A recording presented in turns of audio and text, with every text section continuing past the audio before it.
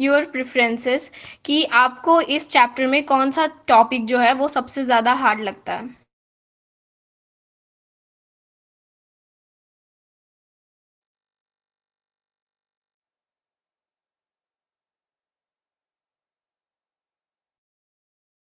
अरे बोलो बोलो, आप चैट में भी बोल सकते हो आप सब लोग।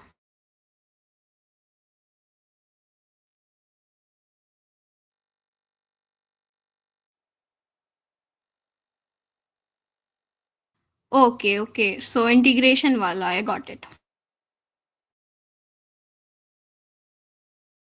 और कोई टॉपिक हो जो आपको डिफिकल्ट लगता हो।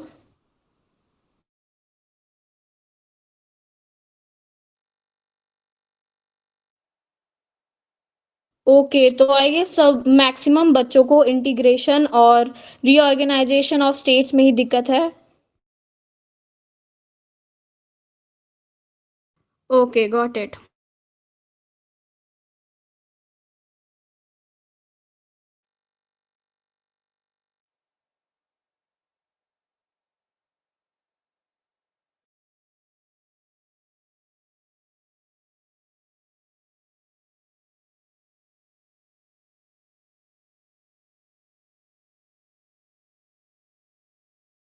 मैं गलती से लेफ्ट हो गई थी।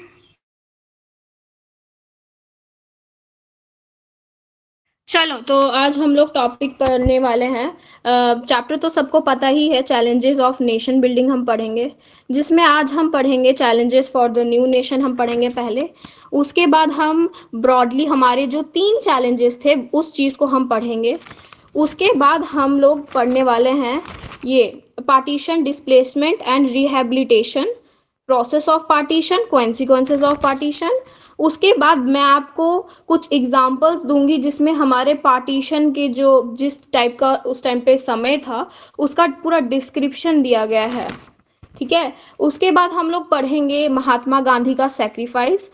तो आई नो कि ये जो टॉपिक है महात्मा गांधी का सेक्रीफाइस, ये शायद से बोर्ड में नहीं आने वाला, लेकिन सीयूईटी में आपका हेल्प कर सकता है। फिर हम लोग पढ़ेंगे integration of princely state, problem पढ़ेंगे कि हमारे प्रिंसली स्टेट्स में प्रॉब्लम आखिर थी क्या। गवर्नमेंट अप्रोच, हैदराबाद का इशू और मणिपुर का इशू हम सब देखेंगे। तो चलो स्टार्ट करें। थम्स अप दे दो आप सब।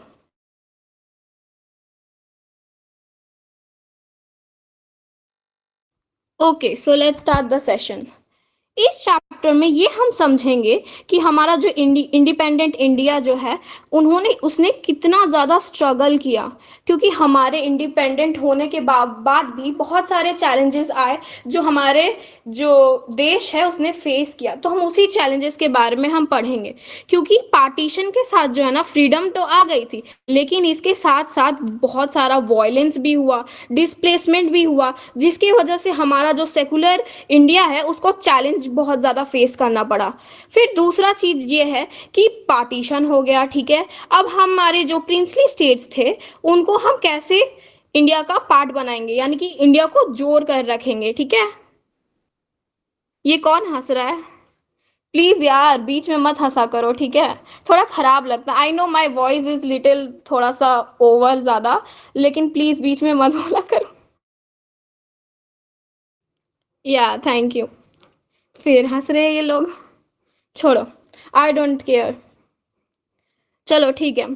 फिर हम पढ़ेंगे कि हमने अपनी जो इंटरनल बाउंड्रीज है उसको कैसे सेव किया, ठीक है।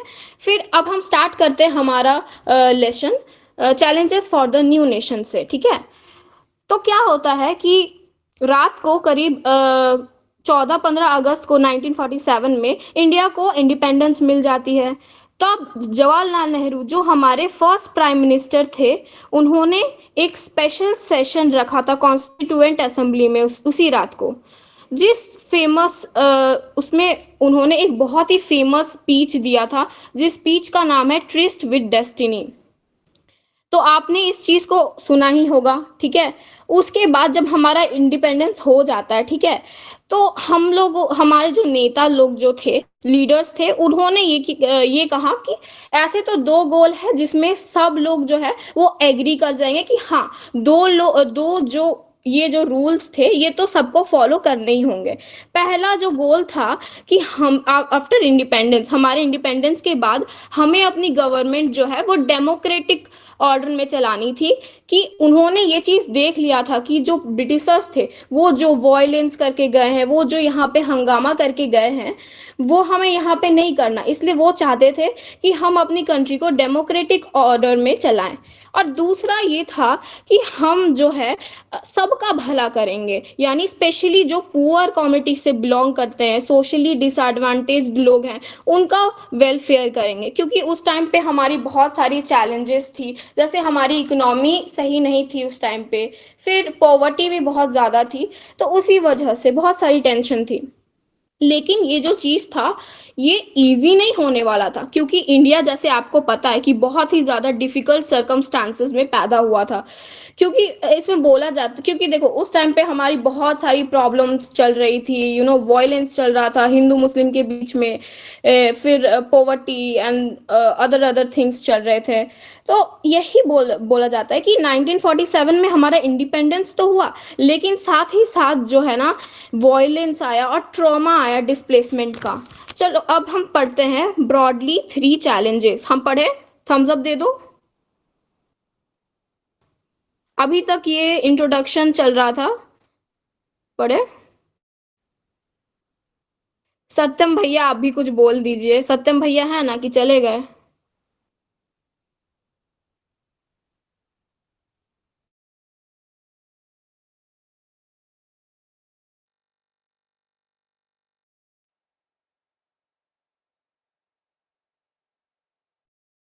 सत्यम भैया।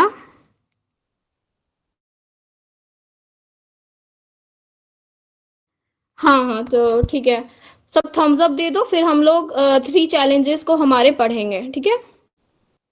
ठीक है, चलो पढ़ते हैं। 3 चैलेंजेस से पहले हम अपना महात्मा गांधी का एक कोटेशन पढ़ेंगे जो उन्होंने दिया था हमारी आज़ादी के एक दिन पहले। उन्होंने ये कहा था कि हम जो है कल जो है ब्रिटिशर्स की डोमिनेशन से फ्री तो हो जाएंगे, लेकिन कल जो है हमारा इंडिया का पार्टीशन हो जाएगा। इसलिए तो उन्होंने कहा था कि कल जो है वो खुशी का भी मौका होगा और दुख का भी मौका होगा। फिर हम लोग पढ़ते हैं हमारे 3 चैलेंजेस। तो हमारे इंडिया ने ब्रॉडली 3 चैलेंजेस फेस किए थे, ठीक है। पहला चैलेंज ये था कि हम अपने देश को शेप कैसे देंगे, क्योंकि हमारा जो देश है वो यूनाइटेड तो हो गया था, लेकिन अब उसको शेप देना बाकी था, उन सबको जोड़ के रखना बाकी था, ठीक है। क्योंकि उस टाइम पर ये सोचा जाता था, बाकी सब यूरोपियन कंट्रीज ये सोचती थी कि इंडिया जो है ना वो बहुत ही ज़्यादा, एक तो बड़ा है साइज में, ऊपर से इंडिया में जो है ना वो डाइवर्सिटी भी बहुत ज़्यादा है। यहाँ के जो लोग हैं वो डिफरेंट डिफरेंट लैंग्वेजेस बोलते हैं, ठीक है, डिफरेंट डिफरेंट कल्चर्स को फॉलो करते हैं, और डिफरेंट रिलीजन से भी आते हैं, ठीक है। तो इसीलिए वो लोग सोचते थे कि ऐसी कंट्री जिसके अंदर इतनी ज़्यादा डाइवर्सिटी हो, इतनी ज़्यादा इतनी ज़्यादा विभिन्नता हो, तो ये जो कंट्री है वो ज़्यादा देर तक यूनिफाइड नहीं हो पाएगी। दूसरा चैलेंज था हमारा कि हम डेमोक्रेसी को कैसे इस्टेब्लिश करें, हम अपनी गवर्नमेंट में ए चेंज कैसे लाएं, हम अब डेमोक्रेसी कैसे लाएं, ठीक है। तो इसकी वजह से हम लोगों ने अपने कॉन्स्टिट्यूशन बनाए एक, तो फिर उसमें फंडामेंटल्स राइट्स दिए, और यहाँ पर हमने सबको वोट टू एवरी सिटीजन दिया। वोट टू एवरी सिटीजन का क्या मतलब है? देखो, क्योंकि बहुत सारी ऐसी कंट्रीज थी, जैसे अरब में बहुत सारी कंट्रीज थी जिन्होंने वुमेन्स को वोटिंग राइट्स नहीं दिए थे, लेकिन हमारी गवर्नमेंट ने क्या किया, वुमेन्स को भी एकदम फर्स्ट डे से उन्होंने वोटिंग राइट्स दे के रखे थे, ठीक है। तो ये हो गया हमारा, ठीक है। उसके बाद क्या हुआ, हमारा थर्ड चैलेंज आया। हमारा थर्ड चैलेंज ये था कि हम सबका डेवलपमेंट कैसे करें, और हम एक सोसाइटी को नहीं बल्कि पूरी की पूरी सोसाइटी का भला करेंगे, ठीक है। उनका मेन मोटिव ये था कि स्पेशली हम उन लोगों का भला करेंगे जो कि डिसएडवांटेज लोग हैं, जो कि पुअर पीपल हैं, ठीक है। तो हमारे जो कॉन्स्टिट्यूशन है उसमें भी ये चीज़ जो है ना झलकती है, क्योंकि हमारी गवर्नमेंट ने ऐसे बहुत सारे वेलफेयर गोल्स भी किए हैं ताकि जो है ना वो पॉवर्टी का इरेडिकेशन हो सके। अब एक और चैलेंज ये आता, अब तो ये तो ब्रॉडली थ्री चैलेंजेस हमने पढ़ लिया, लेकिन इसके बाद जो है एक मेन चैलेंज ये आता है कि हम लोग जो है इफेक्टिव पॉलिसीज कैसे बनाएंगे। कि हम लोग ने तो बस बोल दिया कि हाँ हम डेमोक्रेसी लेके आ गए, लेकिन क्या इसी में वही बोला, एक डेमोक्रेटिक कॉन्स्टिट्यूशन जो है वो जरूरी तो है, लेकिन डेमोक्रेसी को स्टैब्लिश करने के लिए सुफिशिएंट नहीं है। अगर आप सिर्फ एक कॉन्स्टिट्यूशन बना के बैठ जाओगे और उसको चीज को फॉलो नहीं करोगे तो उस चीज का फायदा क्या हुआ, कुछ नहीं हुआ। तो इसीलिए यहाँ पे बोला गया है कि हमारे जो गवर्नमेंट ने एक रियल चैलेंज अब फेस किया कि अब वो इफेक्टिव पॉलिसीज कैसे लाएंगे। इकोनॉमी का डेवलपमेंट भी करना था, क्योंकि इंडिया उस टाइम पे इकोनॉमी के हिसाब से बहुत पीछे थी, और वहां पे इरेडिकेशन ऑफ पॉवर्टी करना था। हमारे इधर गरीबी भी बहुत ज़्यादा थी, तो हमें धीरे धीरे करके पॉवर्टी को भी कम करना था। अभी तक किसी को डाउट है कोई? किसी को भी अगर कोई भी डाउट है तो आप प्लीज़ चैट में लिख कर बता सकते हो, I will explain. Crystal clear, okay. मेरी वॉइस पे मत जाना, मैं पहले ही बोल रही हूँ, क्योंकि मैं इसका रीज़न भी दे देती हूँ। मैं वेल नहीं हूँ, मेरी कफ चल रही है, मेरी वॉइस जो है वो क्लियर नहीं है, ठीक है। और इसीलिए थोड़ा प्रॉब्लम हो सकता है। Okay okay. सॉरी यार, मैं तेरा नाम नहीं ले पाऊंगी, बहुत टफ है मेरे लिए, बट इट्स ओके।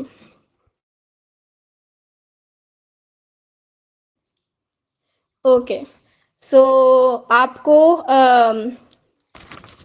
अगला अगला टॉपिक पढ़े, या फिर हम यहाँ पे कुछ दिया हुआ जैसे कि कुछ पोएट्स ने जब पार्टीशन हुआ तब कुछ पोएट्स कुछ राइटर्स ने कुछ कुछ लिखा था, तो उसका एग्जाम्पल दिया गया है। जैसे कि फैज अहमद फैज जो थे, वो उन्होंने लिखा था द डॉन ऑफ फ्रीडम। ये जो है ये एक उर्दू पोएम जो था, सुबह ए आज़ादी, उसका एक्सट्रैक्ट दिया हुआ है। इसमें वही चीज लिखी हुई है कि पार्टीशन में कितना हंगामा हुआ, कितने लोग मरे, उनका ट्रॉमा क्या था, ये सब के बारे में ये लिखा हुआ है। अगर आप पढ़ना चाहें इसको तो पढ़ सकते हैं, ठीक है। और फिर ऐसे ही एक पोएट थी जिनका नाम था अमृता प्रीतम। उन्होंने today I call Boris Shah नाम का एक पोएम लिखा था। ये भी एक एक्सट्रैक्ट है। आज एक हमारी इस सानू, इसका एक्सट्रैक्ट था, ठीक है। तो अब हम लोग मोहम्मद अली जिन्ना के बारे में पढ़ सकते हैं, राइट? ठीक है, थम्स अप दे दो, हम लोग आगे बढ़े ना। यार कॉपरेशन नहीं चल रहा है यार, कॉपरेशन चलना चाहिए, इतने लोग लेफ्ट क्यों हो जा रहे हैं? प्रॉब्लम नहीं ना आ रही है? एक बार अच्छे से बता दो, प्रॉब्लम नहीं आ रही है ना मेरी एक्सप्लेनेशन में? छोड़ो, चलो कंटिन्यू करते हैं। अब हम मोहम्मद अली जिन्ना के बारे में पढ़ेंगे कि ये बोलते थे कि हमारे कंट्री में जो मुस्लिम्स हैं और हिंदू दोनों तरीके हैं। जैसे कि वो बोलते थे मुस्लिम में पठान है, पंजाबी है, सिख है, सिया है, सुन्नी है। ये सब लोग जो है ये बोलते थे कि ये में है, मुस्लिम लोग में है। और हिंदू में जो है ब्राह्मण है, वैष्णव है, क्षत्रिय है, बंगालीज हैं जो मैं हूँ ऑब्वियसली, एंड मद्रासीज। अब कोई ये वाला जोक नहीं मारेगा कि काला जादू वाला, ठीक है, कोई नहीं मारेगा। मेरी फ्रेंड मुझे जब भी देखती है यही जोक मारती है, छोड़ो। हाँ, सोन वैनिश। अब ये बोलते हैं, हाँ हाँ ठीक है। अब ये बोलते हैं कि हम फ्री तो हैं, हम फ्री तो हैं अपने टेम्पल्स पे जाने के लिए। वो उनको ऐसा लगता था कि इंडिया में जो है ना, हिंदूज जो है वो फ्रीली कहीं भी जा सकते हैं, लेकिन मुस्लिमों को उतनी आज़ादी नहीं मिलती। तो इसलिए वो बोलते थे कि पाकिस्तान एक बन जाएगा अलग कंट्री जिसमें सब मुस्लिम लोग रहेंगे, तो वो आराम से अपना नमाज वमाज पढ़ने ये मस्जिद में जा सकते हैं। चैट में क्या बहन? बस आप चैट में लिख दो 1 2 3 जैसे मैं हेडिंग्स, ताकि एक जगह सारा रिकैप हो जाए हमें। चैट में चलो ठीक है, मैं लिख देती हूँ।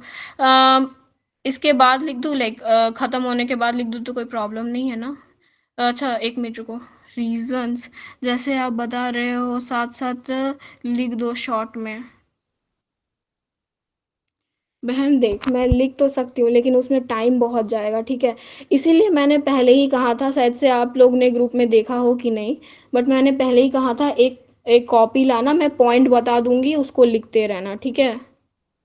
देख, अभी तो मैं तो कर दूंगी, लेकिन फिर देखो बहुत टाइम खींचेगा, उसकी वजह से प्रॉब्लम सबको होती है। हाँ, तो मैं तो लिख रही हूँ। आप लोग ऐसा नहीं कर सकते कि मैं बोल रही हूँ तो आप ट्रांसलेट नहीं कर सकते, मुझे पूरा पॉइंट बोलना पड़ेगा। ठीक है, ठीक है, कोई नहीं, ये भी मैं कर दूंगी।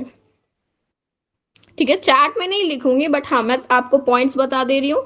इवन आपने अगर आप बुक खोल के बैठ जाइए ना, मैं बुक से ही पढ़ा रही हूँ ना आप सबको, तो आप बुक खोल के बैठ जाइए।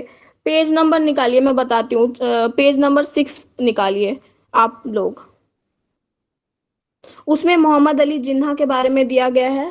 फिर पेज नंबर 7 में हमारे जवाहरलाल नेहरू जी के बारे में भी दिया गया है, कि वो बोलते थे कि हमारे कंट्रीज में जो है ना, वो भी मुस्लिम माइनॉरिटी इतनी ज़्यादा है कि वो अगर चाहे भी तो मतलब चाहे भी तो मतलब कहीं नहीं जा सकते, मतलब उनको रहना ही पड़ेगा, ठीक है? तो वो बोलते थे कि इसमें तो कोई आर्ग्यूमेंट नहीं है। लेकिन अब हमारे जो कंट्री में, जो उनको लगता था कि हमारे कंट्री में थोड़े से लॉस कम है मुस्लिमों के लिए, क्योंकि उनको लगता था कि अगर हम मुस्लिमों को स्पेशल स्टेटस दे देंगे, थोड़ा सा पावर दे देंगे, तो ऐसा कुछ नहीं होगा। और वो चाहते थे कि इस चीज को जो है ना, ये जो कॉन्फ्लिक्ट था, इसको एक सिविलाइज्ड मैनर में हम लोग खत्म कर सकते हैं। डिवीजन होने की जरूरत ही नहीं है। डिवीजन क्यों होना है, ये पार्टीशन क्यों होना है? जबकि हम अच्छे से बैठ करके बात कर सकते हैं, हर चीज को सॉल्व कर सकते हैं, तो डिवीजन होने का मतलब क्या है? तो यही चीज होता है, यही वो बोलते हैं। लेकिन ये चीज करने में वो फेल हो जाते हैं, और फिर इसी चीज की वजह से हम ये जो है ना, ये एक पॉइजन का काम करता है आगे चल कर। तब हम पढ़ेंगे पार्टीशन, डिस्प्लेसमेंट एंड रिहैबिलिटेशन। ठीक है, कोई नहीं बोलेगा, ठीक है? जल्दी जल्दी पढ़ा रही है, इंपॉर्टेंट टॉपिक मिस कर रही है, क्योंकि मैं सारा चीज अच्छे से पढ़ाऊंगी, जो इंपॉर्टेंट इंपॉर्टेंट टॉपिक्स है, ठीक है? मैं उसे बार बार करके पढ़ाऊंगी अच्छे से, कोई नहीं बोलेगा। ठीक है, तो जैसे आप जानते हैं कि 14-15 अगस्त 1947 को ये पार्टीशन तो हो जाता है हमारा, और फिर इंडिया और पाकिस्तान दो देश बन जाते हैं। लेकिन इसके पीछे का कारण क्यों है, क्यों होता है पार्टीशन? तो अब आता है टू नेशन थ्योरी। ध्यान से सुनना, इस पर क्वेश्चन आते हैं। आप इस पे बहुत एग्जाम्स में पूछे भी जाते हैं, तो ये बहुत ज़्यादा ज़रूरी है, आप इसको अच्छे से याद कर लेना। टू नेशन थ्योरी जो था, उसे मुस्लिम लीग ने दिया था, ठीक है? जिसमें वो कहते थे कि इंडिया जो है, उसमें दो तरह के लोग होते हैं। एक होते हैं हिंदू और एक होते हैं मुस्लिम। इसीलिए उन्होंने कहा था कि पाकिस्तान बनना चाहिए। वो क्यों कहा था उन्होंने? उनको ऐसा लगता था कि इंडिया जो है, इंडिया में तो सिर्फ हिंदूज रहते हैं, यहाँ पे मुस्लिमों की जगह नहीं है, तो हमें एक सेपरेट स्टेट दे दो, हमें एक अलग जगह दे दो कि हम अपना अलग सब कुछ करें, और हम लोग जो है आराम से पीसफुली रह भी सकते हैं, ठीक है? उनका ये मानना था। अब इसीलिए उन्होंने कहा कि हमें एक अलग स्टेट चाहिए मुस्लिम्स लोग के लिए, ठीक है? लेकिन हमारी जो कांग्रेस थी, वो इस चीज को अपोज करती थी, वो इस चीज को बिल्कुल पसंद नहीं करती थी। वो बोलती थी कि हमारे डिवीजन जो है वो नहीं होना चाहिए, हमारा पार्टीशन जो है वो नहीं होना चाहिए। लेकिन 1940s तक आते आते क्या होता है, बहुत सारी पॉलिटिकल वहां पे स्थिति जो थी ना, वो पहले ही खत्म, मतलब खराब थी बहुत ज्यादा। और वो बहुत ही ज़्यादा कमज़ोर हो जाती है, जिसकी वजह से जो है ना मुस्लिम लीग जीत जाती है और फिर पाकिस्तान का क्रिएशन हो जाता है, ठीक है। अब जो है ये टू नेशन थ्योरी के बारे में हमने पढ़ा, इसकी वजह से जो है पार्टीशन हो गया। अब हम प्रोसेस ऑफ पार्टीशन पढ़ेंगे कि पार्टीशन में क्या क्या मतलब प्रोसेस था और वो किस तरह किससे हुआ, ठीक है। तो अब बोला जाता है इंडिया जो था वो दो कंट्रीज में पहले ही बढ़ चुका था, एक था इंडिया और एक था पाकिस्तान। ये क्या नाम है उसका, वेट, शगुन लिख रही है ना, लिखते रहना, ठीक है, मैं इंग्लिश में बोल रही हूँ। India would be divided into two countries, India and Pakistan, ठीक है। सच a division was not only painful but also very difficult to decide to implement। तो इसमें बोला जा रहा है कि जैसे डिवीजन तो हो गया, ये सिर्फ पेनफुल ही नहीं था, ये बहुत ही डिफिकल्ट था ये सोचने कि इस चीज को इम्प्लीमेंट कैसे करेंगे। जैसे हम लोगों ने ये प्लान तो कर दिया कि हाँ हम लोग इतने से पॉपुलेशन को यहाँ से लेकर वहां पे डिस्प्लेस कर देंगे, मतलब यहाँ से वहां पर भेज देंगे, बट इस चीज को इम्प्लीमेंट कैसे करना ये तो बहुत मुश्किल था। बस ऐसे लगता था कि हाँ ये तो मतलब हो जाएगा, बट ऐसा होता नहीं है। क्यों? क्योंकि यहाँ पे लोग सोचते हैं कि अब हम इस चीज को इम्प्लीमेंट करें तो करें कैसे। तो वो बोलते हैं कि चलो रिलीजियस मेजोरिटी के हिसाब से हम लोग यहाँ का डिस्प्लेसमेंट कर देते हैं। जैसे कि रिलीजियस मेजोरिटीज मतलब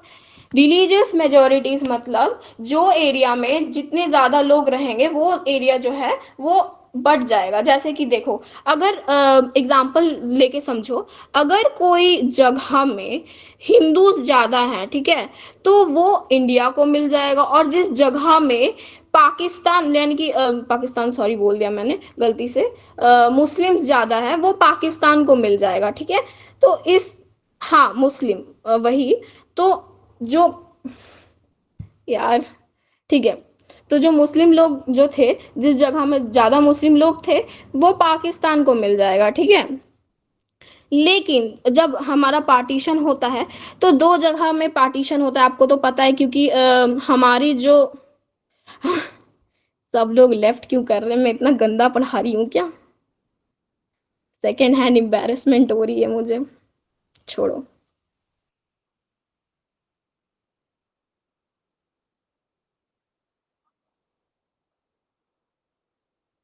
ठीक है, ठीक है।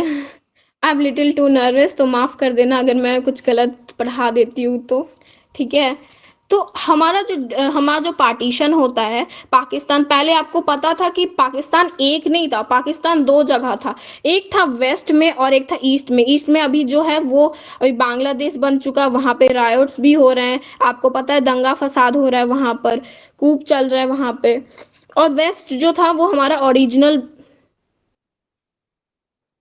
क्या लिख रही है, डेडिकेशन।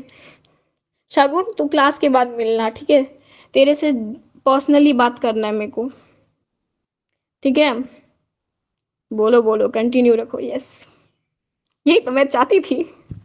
चलो ठीक है। तो बोला जाता है कि जो पाकिस्तान था और ईस्ट पाकिस्तान था, वो जो है वो ज्वाइन नहीं हो सकता था, क्योंकि उन दोनों के बीच में जो है ना वो इंडिया आता था।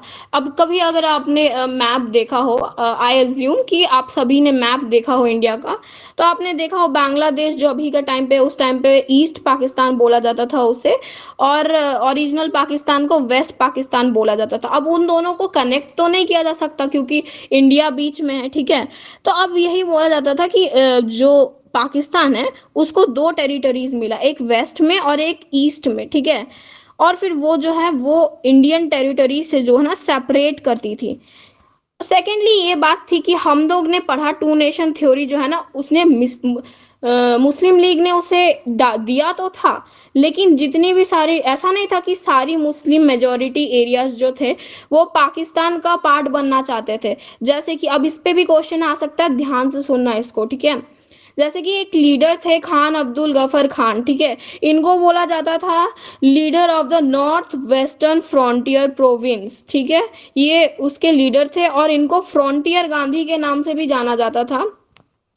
इन्होंने टू नेशन थ्योरी को अपोज किया। इन्होंने बोला कि हमें फ्रंटियर गांधी, हाँ, फ्रंटियर गांधी को इनको बोला जाता था। और इन्होंने जो है ना वो इग्नोर किया टू नेशन थ्योरी को, और वो उन्होंने कहा कि हमें पाकिस्तान का पार्ट तो नहीं बनना, लेकिन इनकी बात जो है वो सुनी नहीं जाती और फिर इनको मर्ज कर दिया जाता है पाकिस्तान में, ठीक है। तीसरी का प्रॉब्लम थी वो थी कि जैसे देखो ब्रिटिश इंडिया में दो जगह ऐसे थे जो जहाँ पे मुस्लिम जो थे वो मेजॉरिटी में थे, मतलब मुस्लिम तो ज़्यादा थे उस जगह में, जैसे कि दो जगह जैसे पंजाब और बंगाल, तो दोनों में जो है ना मुस्लिम जो है वो मेजॉरिटी में थे। लेकिन उस उनमें भी ऐसे कुछ एरियाज थे जिसमें नॉन मुस्लिम मेजॉरिटी में थे। तो उस टाइम पर ये डिसाइड हुआ कि इन इन ये जो डिवीज़न है ये डिस्ट्रिक्ट लेवल पे होगा और उससे भी लोअर लेवल पर होगा, ठीक है। लेकिन ये जो है ना ये 14-15 अगस्त तक ये जो है ये इम्प्लीमेंट नहीं हो पाता, उसके वजह से जो कॉन्सिक्वेंस होता है वो हम आगे पढ़ेंगे, ठीक है। इसकी वजह से क्या होता है, जब इंडिया इंडिपेंडेंट होता है तब बहुत सारे लोग ऐसे थे उसको उनको ये तक नहीं पता था कि वो किस कंट्री का पार्ट है, इंडिया का पार्ट है क्या फिर पाकिस्तान का पार्ट है, ठीक है। और इस पार्टीशन को हम लोग डीपेस्ट ट्रॉमा ऑफ पार्टीशन कहते हैं। क्यों? अब हम पढ़ेंगे। देखो अब जब पार्टीशन होने वाला था, ठीक है, तो पार्टीशन जब हो रहा था माइनॉरिटीज को बहुत प्रॉब्लम होती है, ठीक है, दोनों साइड में माइनॉरिटीज जो थी बॉर्डर में वो उनको बहुत तंग किया जाता था। जैसे lakhs of Hindus and Sikhs communities जो थे जो कि अब पाकिस्तान में आ गए थे, और equally large number of Muslims जो थे वो इंडिया साइड ऑफ पंजाब और बंगाल में भी आ गए थे, ठीक है, जो अपने आप को ना मतलब बंधा हुआ समझते थे, ट्रैप्ड महसूस करते थे और उनके पास कोई ऑप्शन नहीं होता था, ठीक है। लेकिन ये बात तो पक्की थी कि जो दोनों साइड जो माइनॉरिटीज थी उनको बहुत ज्यादा तंग किया जाता था, वो इजीली टारगेट बन जाते थे, ठीक है। लेकिन हमारे गवर्नमेंट के पास कोई भी प्लान नहीं था कि इस मैसेकर को कैसे हैंडल किया जाए, ठीक है। क्योंकि जो पीपल थे और पॉलिटिकल लीडर्स जो थे वो सिर्फ ये होप करते रह गए, ये मानते रह गए कि ये जो वॉयलेंस है ना, और ये जो वॉयलेंस जो मारपीट हो रही है वहाँ पे लोगों को लूटा जा रहा है, पीटा जा रहा है, तो ये जो है ना ये टेम्पररी है, ये ज़्यादा वर्स नहीं हो सकता, ज़्यादा गलत नहीं हो सकता, कुछ दिन तक होगा उसके बाद बंद हो जाएगा। लेकिन ऐसा होता नहीं है, क्योंकि ये जो वॉयलेंस था ना ये आउट ऑफ कंट्रोल हो जाता है, भयंकर मारा मारी वहाँ पे चलते रहती है। माइनॉरिटीज दोनों साइड में जो माइनॉरिटीज थी बॉर्डर के उनके पास कोई भी ऑप्शन नहीं बचता, बस ये बचता है कि आपको अपना घर छोड़ना पड़ेगा।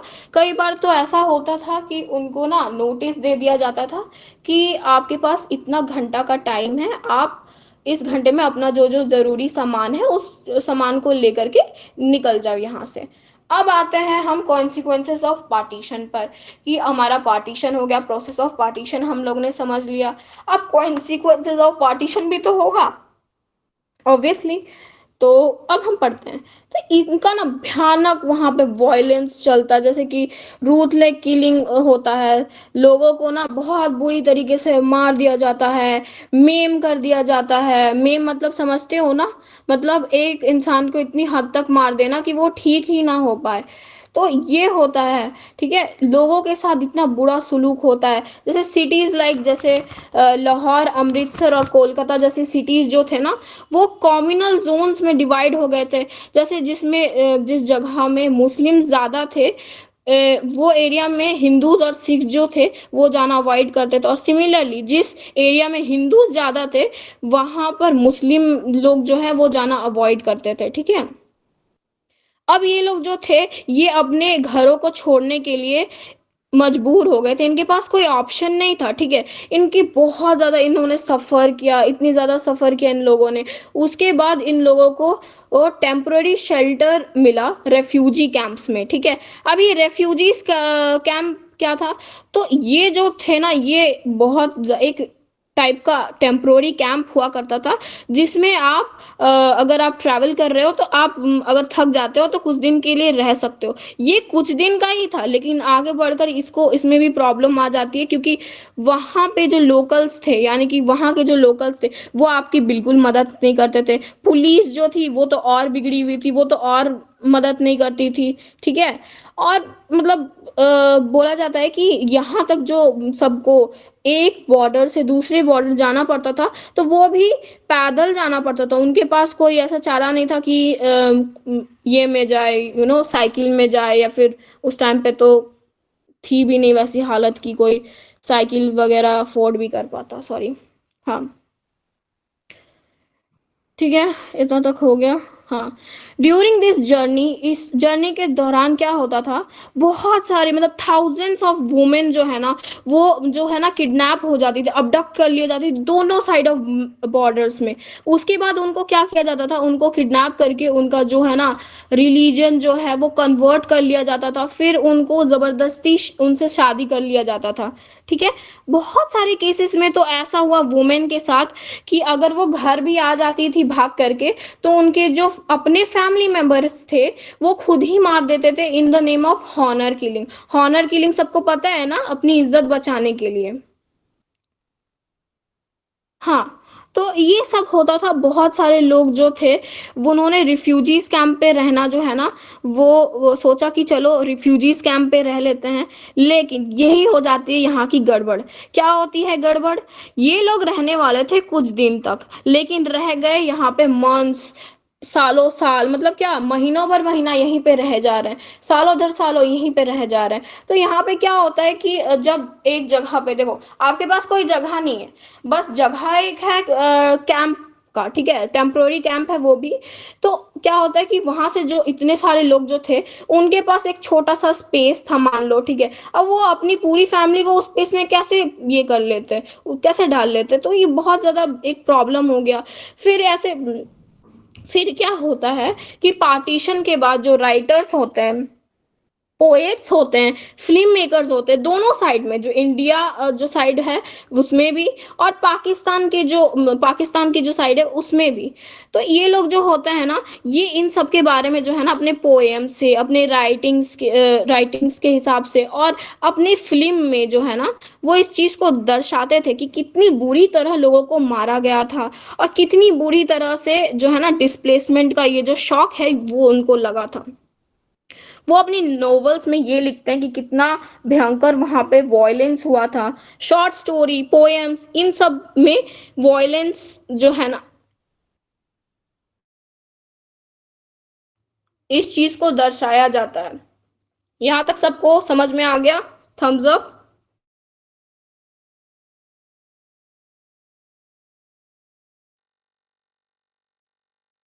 ओके वेट, हाँ, मेरी थोड़ी तबीयत खराब है, बोलने में तकलीफ हो रही है, तो मैं पानी पी लेती हूँ। आप सभी थोड़ा वाटर ब्रेक ले लो, जस्ट 30 सेकेंड्स, ज़्यादा नहीं।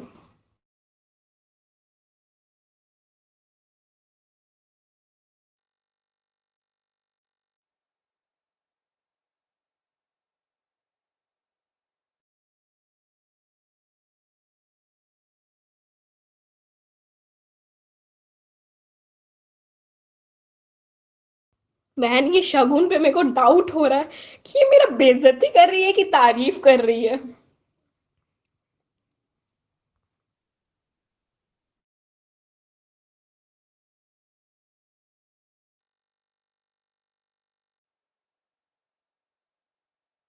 चलो कोई नहीं, उसका तो एक मीन्स ऑफ एंटरटेनमेंट बन गया है।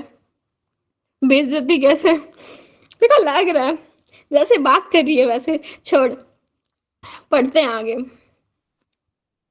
तो इतना जो वॉयलेंस होता है ना, इसको सब लोग बोलते हैं कि ऐसा नहीं लग रहा है कि पार्टीशन हो रहा है, ऐसा लग रहा है कि एक इंसान के दिल को डिवाइड किया जा रहा है, ऐसे लग रहा है। इतना ज्यादा सफरिंग, इतना ज्यादा वॉयलेंस हुआ वहां पे, पता है, मैं बताऊँ तो वॉयलेंस हो रहा था, ठीक है, मारपीट हो रही थी, लोगों को लूटा जा रहा था, वुमेन को अबडक्ट किया जा रहा था दोनों साइड से, उनके साथ रेप किया जा रहा था, बहुत बुरे हालात थे वहां पर।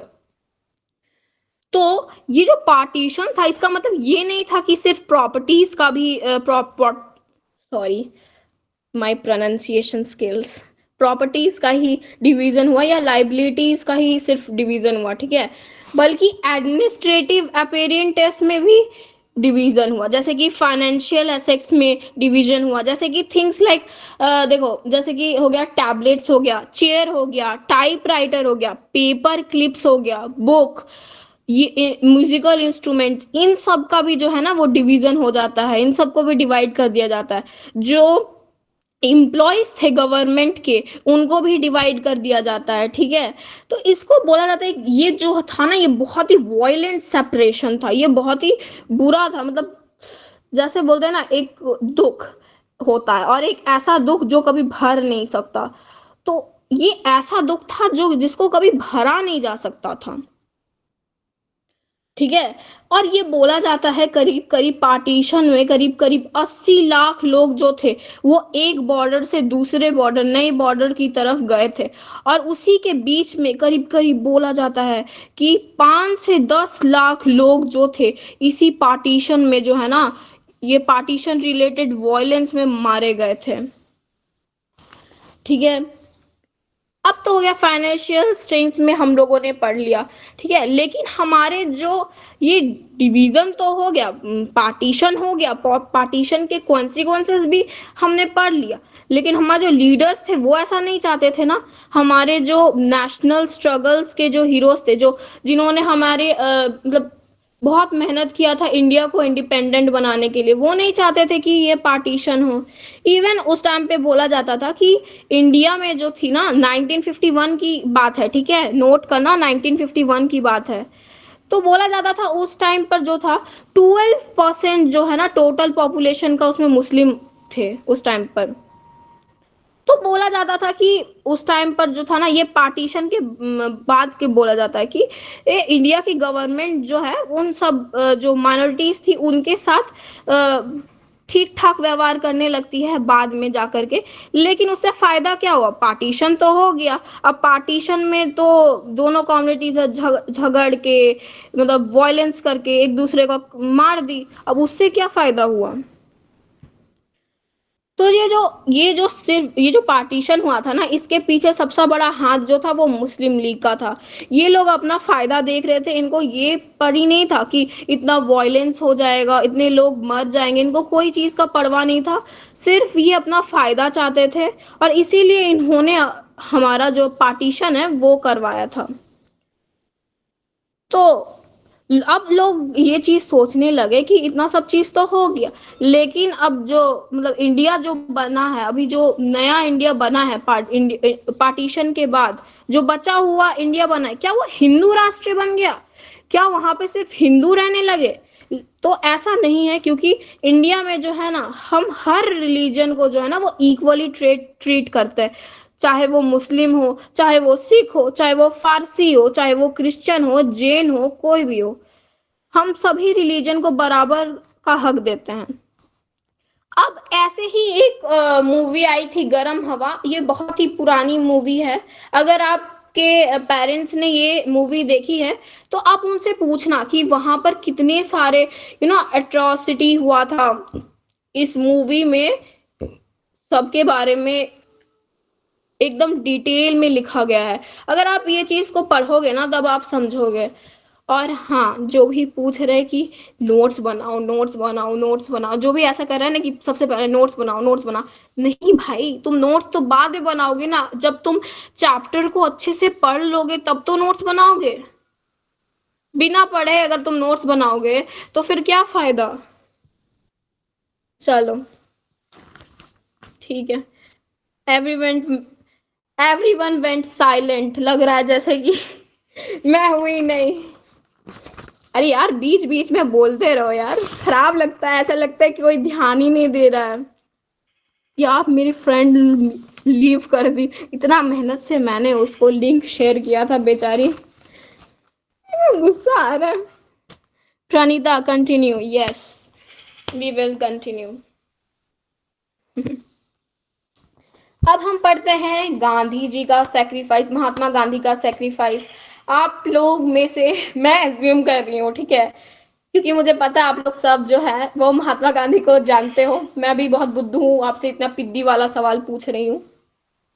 तो जब हमारा देश आज़ाद हुआ था 15 अगस्त 1947 को आज़ाद हुआ था, तब जो महात्मा गांधी थे उन्होंने कोई भी इंडिपेंडेंस डे सेलिब्रेशन में पार्ट नहीं लिया। क्यों नहीं लिया, हम आगे पढ़ेंगे। क्योंकि वो कोलकाता में थे, ठीक है, क्योंकि कोलकाता में जो बहुत ज़्यादा मतलब राइट्स हो रहे थे, बहुत ग्रूसम मतलब वायलेंस हो रहा था हिंदू मुस्लिम के बीच में, कम्युनल वायलेंस बहुत ज़्यादा बढ़ गया था वहाँ पे। तो वो सब देखकर जो गांधी जी है वो बहुत ज़्यादा दुखी हुए कि उन्होंने ये जो पाठ पढ़ाया नॉन वायलेंस का, और ये जो उन्होंने बोला कि आप आराम से सत्याग्रह के मार्ग पर चल सकते हो, ये जो है वो फेल हो गया और लोग जो है फिर वो वायलेंस पे ही उतर गए। तो गांधी जी जो है उनको बहुत ज़्यादा दुख हुआ और फिर वो जो है वो फास्ट पे चले जाते हैं। जैसे ही वो फास्ट पे जाते हैं, आपको गांधी जी के बारे में एक बात बताऊं, तो ये बहुत ही ट्रू फैक्ट है, लेकिन वो जब भी फास्ट करते वो इतने ज़्यादा पॉपुलर हो गए थे सत्याग्रह के टाइम तक कि जब वो फास्ट करना स्टार्ट करते थे ना, तभी सब जो चीज़ है वो ख़त्म हो जाता था। नहीं तो फिर हम पोटी श्री राम उल्लू के बारे में भी पढ़ेंगे, वो भी एक कांग्रेस लीडर थे, लेकिन उन पे किसी ने ध्यान नहीं दिया क्योंकि वो उतना ज़्यादा इम्पोर्टेंट थे नहीं। ठीक है, तो फिर हाँ, सत्यम भैया का थम्स अप आ गया। चलो ठीक है। चलो, तो उसके बाद क्या होता है कि जैसे हमें पता है गांधी बाबा जो गांधी बाबा गांधी जी जब फास्ट करते हैं तो वॉयलेंस जो है वो कम हो जाता है, ठीक है। जैसे ही वॉयलेंस कम होता है, सब जो है ना, सब जो है जितने भी वहाँ के लोग हैं हिंदू मुस्लिम, बगैर कोई डिस्क्रिमिनेशन के वो लोग सब साथ में आते हैं, सब साथ में डांस करते हैं, मज़े करते हैं। तो ये सब जो है, और उसी दिन क्या होता है, बहुत सारे जो क्राउड है वो गांधी जी से मिलते हैं, ठीक है। और फिर वहाँ जो है ना पीस आ जाता है। ये कहाँ की बात हो रही है, कोलकाता की बात हो रही है, दिल्ली का केस थोड़ा अलग है। हालांकि वहाँ भी कम हो गया था, बाद में जाके कम हो गया था, लेकिन वहाँ भी थोड़ा सिचुएशन थोड़ा डिफिकल्ट था। अगले ही महीने जो गांधी जी है वो दिल्ली चले जाते, क्योंकि वहां भी अब वॉयलेंस जो है ना वो भड़क गया था। वो चाहते थे कि अब इंडिया का पार्टीशन तो हो गया, अब इंडिया तो बट गया दो भाग में, ठीक है। अब जो मुस्लिम जो इंडिया का पार्ट थे, जो मुस्लिम बच गए थे इंडिया में, वो उनको अब इंडिया में जो है ना वो डिग्निटी के साथ रहना चाहिए भाई। उनको तो सारा स्पेशल स्टेटस में देना चाहिए और उनको पूरी आज़ादी देनी चाहिए कि वो अपना मजहब कर सके, या फिर जो भी है उनका रिलीजन फॉलो कर पाए, ठीक है।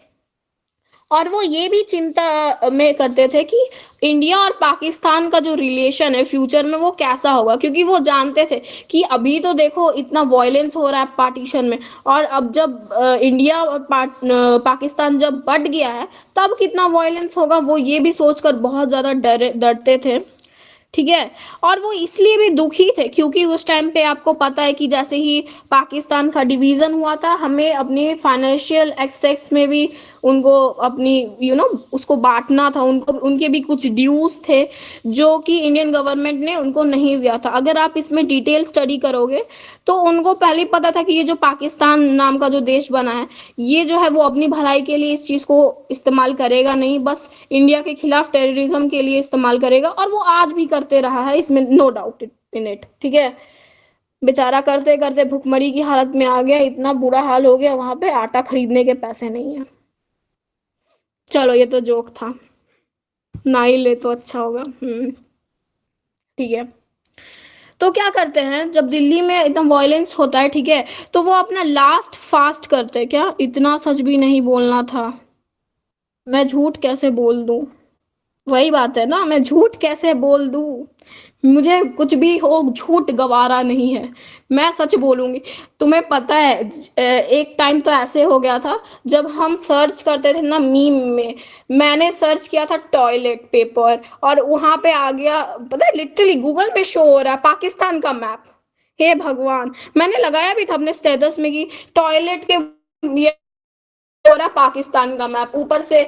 जब मैंने बेगर सर्च किया, मीम था उस टाइम पे और रियल में वैसा आया था। फिर मैंने जब बेगर सर्च किया था, तब वो पाकिस्तान के जो उस टाइम पे जो वजीर आजम थे इमरान खान, उनका फोटो आ रहा था। नेक्स्ट लेवल बेइज्जती, जी हाँ। थोड़ा बेइज्जती करनी चाहिए, क्या है ना, अपने पड़ोसी के बारे में बात कर रहे तो आप तो पता ही है, जब पड़ोसी की बात आती है तो आराम से परोसना चाहिए। हमारा ही पड़ोसी है, हमारा ही बच्चा है, कोई नहीं, सुधार देंगे। चलो ठीक है। तो जो उनका जो लास्ट फास्ट हुआ था वो 1948 में हुआ था। लास्ट फास्ट क्यों बोलते हैं, क्योंकि उसके बाद जो हुआ वो बहुत ही ज्यादा खतरनाक था, ठीक है। जैसे ही उन्होंने फास्ट किया, ठीक है, राम नाम सत्य, हाँ राम नाम सत्य हो गया उनका, ठीक है। तो पहले क्या हुआ कि उन्होंने फास्ट रख लिया, ठीक है। अब फिर वहां पे जो है ना टेंशन और वॉयलेंस जो है ना वो कम हो गया, बिल्कुल कोई कुछ नहीं कर रहा है, ठीक है, एकदम शांति हो जाती है। लेकिन अब आता है सबसे इंटरेस्टिंग पॉइंट, गांधी जी का, क्या बोलते हैं उसको, गांधी जी मर जाते हैं जब, हाँ, ओम शांति ओम, गांधी जी का ओम शांति ओम का पीरियड आ जाता है। तो गांधी जी के एक्शन जो थे वो बहुत सारे लोगों को पसंद नहीं आते थे। जैसे कि एक्सट्रीमिस्ट जो थे, एक्सट्रीमिस्ट मतलब जो अपने धर्म के प्रति कट्टरवादी लोग जो रहते थे, ठीक है। तो वो ये मानते थे कि उनको ये लगता था कि जो महात्मा गांधी जो है वो पाकिस्तान का ज्यादा सपोर्ट करे, इंडिया को तो सपोर्ट कर ही नहीं रहे हैं, ठीक है। और जो एक्सट्रीमिस्ट जो थे वो जो हिंदू, जया रंजन बहन, सब लेफ्ट क्यों कर रहे हैं भाई, बुरा लगता है। मुस्लिम अपीजमेंट, या कंटिन्यू, ओके। तो जो हिंदू एक्सट्रीमिस्ट थे ना, या अब अच्छा लगा, अब अच्छा लगा ज्वाइन करके। जो हिंदू एक्सट्रीमिस्ट जो थे ना, वो चाहते थे इंडिया को सिर्फ एक ऐसी कंट्री बनाना जिसमें सिर्फ हिंदूज रहें, ठीक है। लेकिन और जैसे कि पाकिस्तान में मुस्लिम्स है वैसे ही, ठीक है।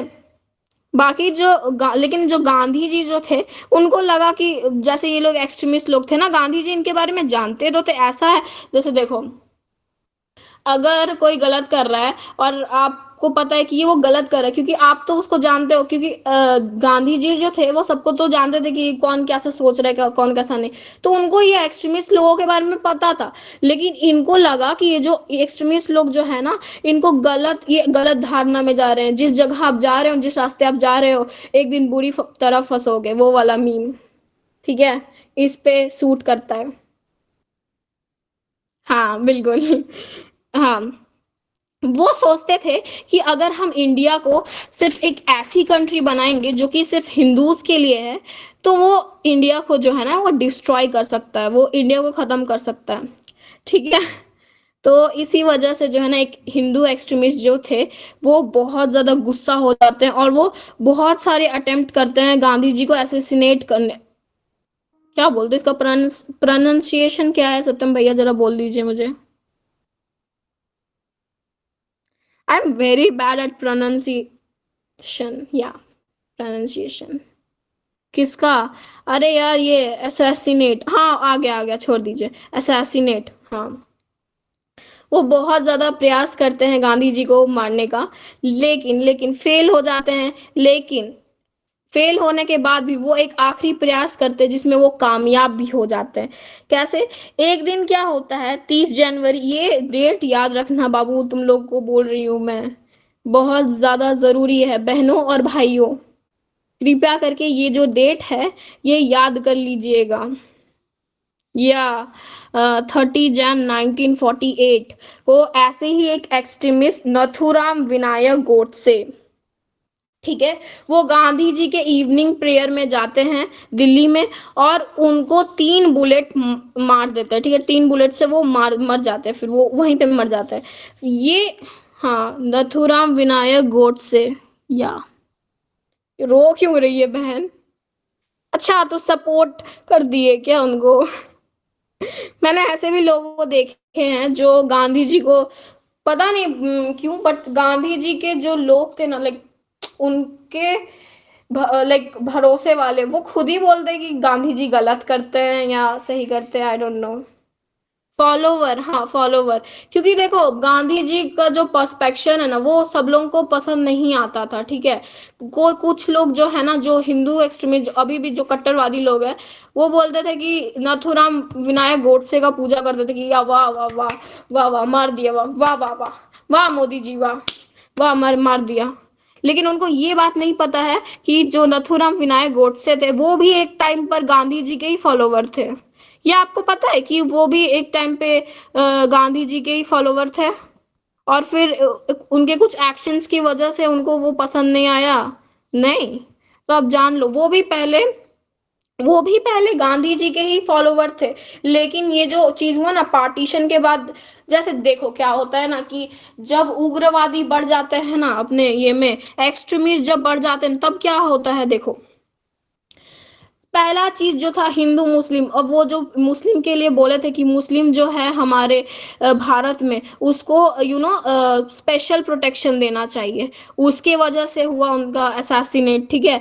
फिर दूसरा, वो जो इंडियन गवर्नमेंट से उन्होंने अपील की थी कि सारे ड्यूज जो है वो पाकिस्तान को क्लियर कर दिया जाए। जो इंडियन गवर्नमेंट दे तो देती है, लेकिन वो फिर वही टेररिज्म में वो डाल देता है। पाकिस्तान हरामखोर है, उसके बारे में बात नहीं होती। चलो, अब ये मत बोलना। यार मैंने गाली दे दी यार, हे भगवान। यूजुअली मैं नहीं देती, तो माफ कर लेना। सत्यम, आप एक काम करना ना, इस लाइन को जो है ना, जब आप रिकॉर्डिंग करोगे तो इस लाइन को काट लेना आप, ठीक है। एडिट, हाँ एडिट, वही बात है। उसके बाद क्या होता है जैसे ही गांधी जी का जो है ना डेथ होता है। ओके ओके ओके ओके, उसके बाद क्या होता है, जो इंडिया की जो गवर्नमेंट है, वो ऐसे ऑर्गेनाइजेशन जो है जो कि कॉम्युनल हेट्रेड फैला रहे थे, इतना मतलब वो हेट्रेड फैला रहे थे हर जगह पे, ठीक है। तो उसको क्रैक डाउन करने लग दिया, बोल दिया कि नहीं नहीं भाई, अब तो गया तू, अब तेरा कुछ नहीं हो सकता, अब हम तुमको बैन कर रहे हैं, ठीक है। तो ऐसा ही एक ग्रुप था, स्वयंवक संघ, ठीक है। तो ये ना हेटरेट फैलाता था, इसको भगा दिया गया हमारी देश से, बैन कर दिया गया। नहीं भाई, तू नहीं चलेगा, ऐसा बोला उन्होंने, ठीक है। चलो, अब हम पढ़ते हैं इंटीग्रेशन ऑफ प्रिंसली स्टेट्स। हमने पार्टीशन के बारे में पढ़ लिया, हमने महात्मा गांधी का सेक्रीफाइस पढ़ लिया। अब बचा है इंटीग्रेशन ऑफ प्रिंसली स्टेट्स। यार बहुत ज़्यादा टाइम हो गया, कोई नहीं, थोड़ा टाइम लगेगा, और बहुत सारा टॉपिक बचा हुआ है, कोई नहीं। एक्सप्लेन आपको इसलिए कर रही हूँ ना अच्छे से, क्योंकि हाँ सब क्लियर हो जाएगा। हो गया होगा आई गेस, और अगर नहीं भी हुआ होगा ना, तो मैं क्लियर करवा दूंगी। मुझे अपने ऊपर इतना विश्वास है कि हाँ, मैं सबके डाउट्स क्लियर करवा दूंगी, हाँ। ठीक है इंटीग्रेशन, और मैं इसलिए इन डेप्थ पढ़ा रही हूँ ना, ताकि आपके कोई भी जो डाउट्स है ना, वो ना बचे, ठीक है। अब हम पढ़ते हैं integration of princely states. Princely states को मनाने में हमें कितनी दिक्कत हुई। एक थे ब्रिटिश, चलो मैं आपको समझाती हूँ ये चीज़, ठीक है। ध्यान से समझना, ठीक है, ये चीज़ को, क्योंकि ये चीज़ एग्जाम में भी पूछी जा सकती है। एक थे ब्रिटिश इंडियन प्रोविंसेस और एक थे प्रिंसली स्टेट्स। अब बताओ तुम मुझे कमेंट में, चैट में लिख के बताना, सबको लिख के बताना पड़ेगा, इन दोनों में डिफरेंस क्या था।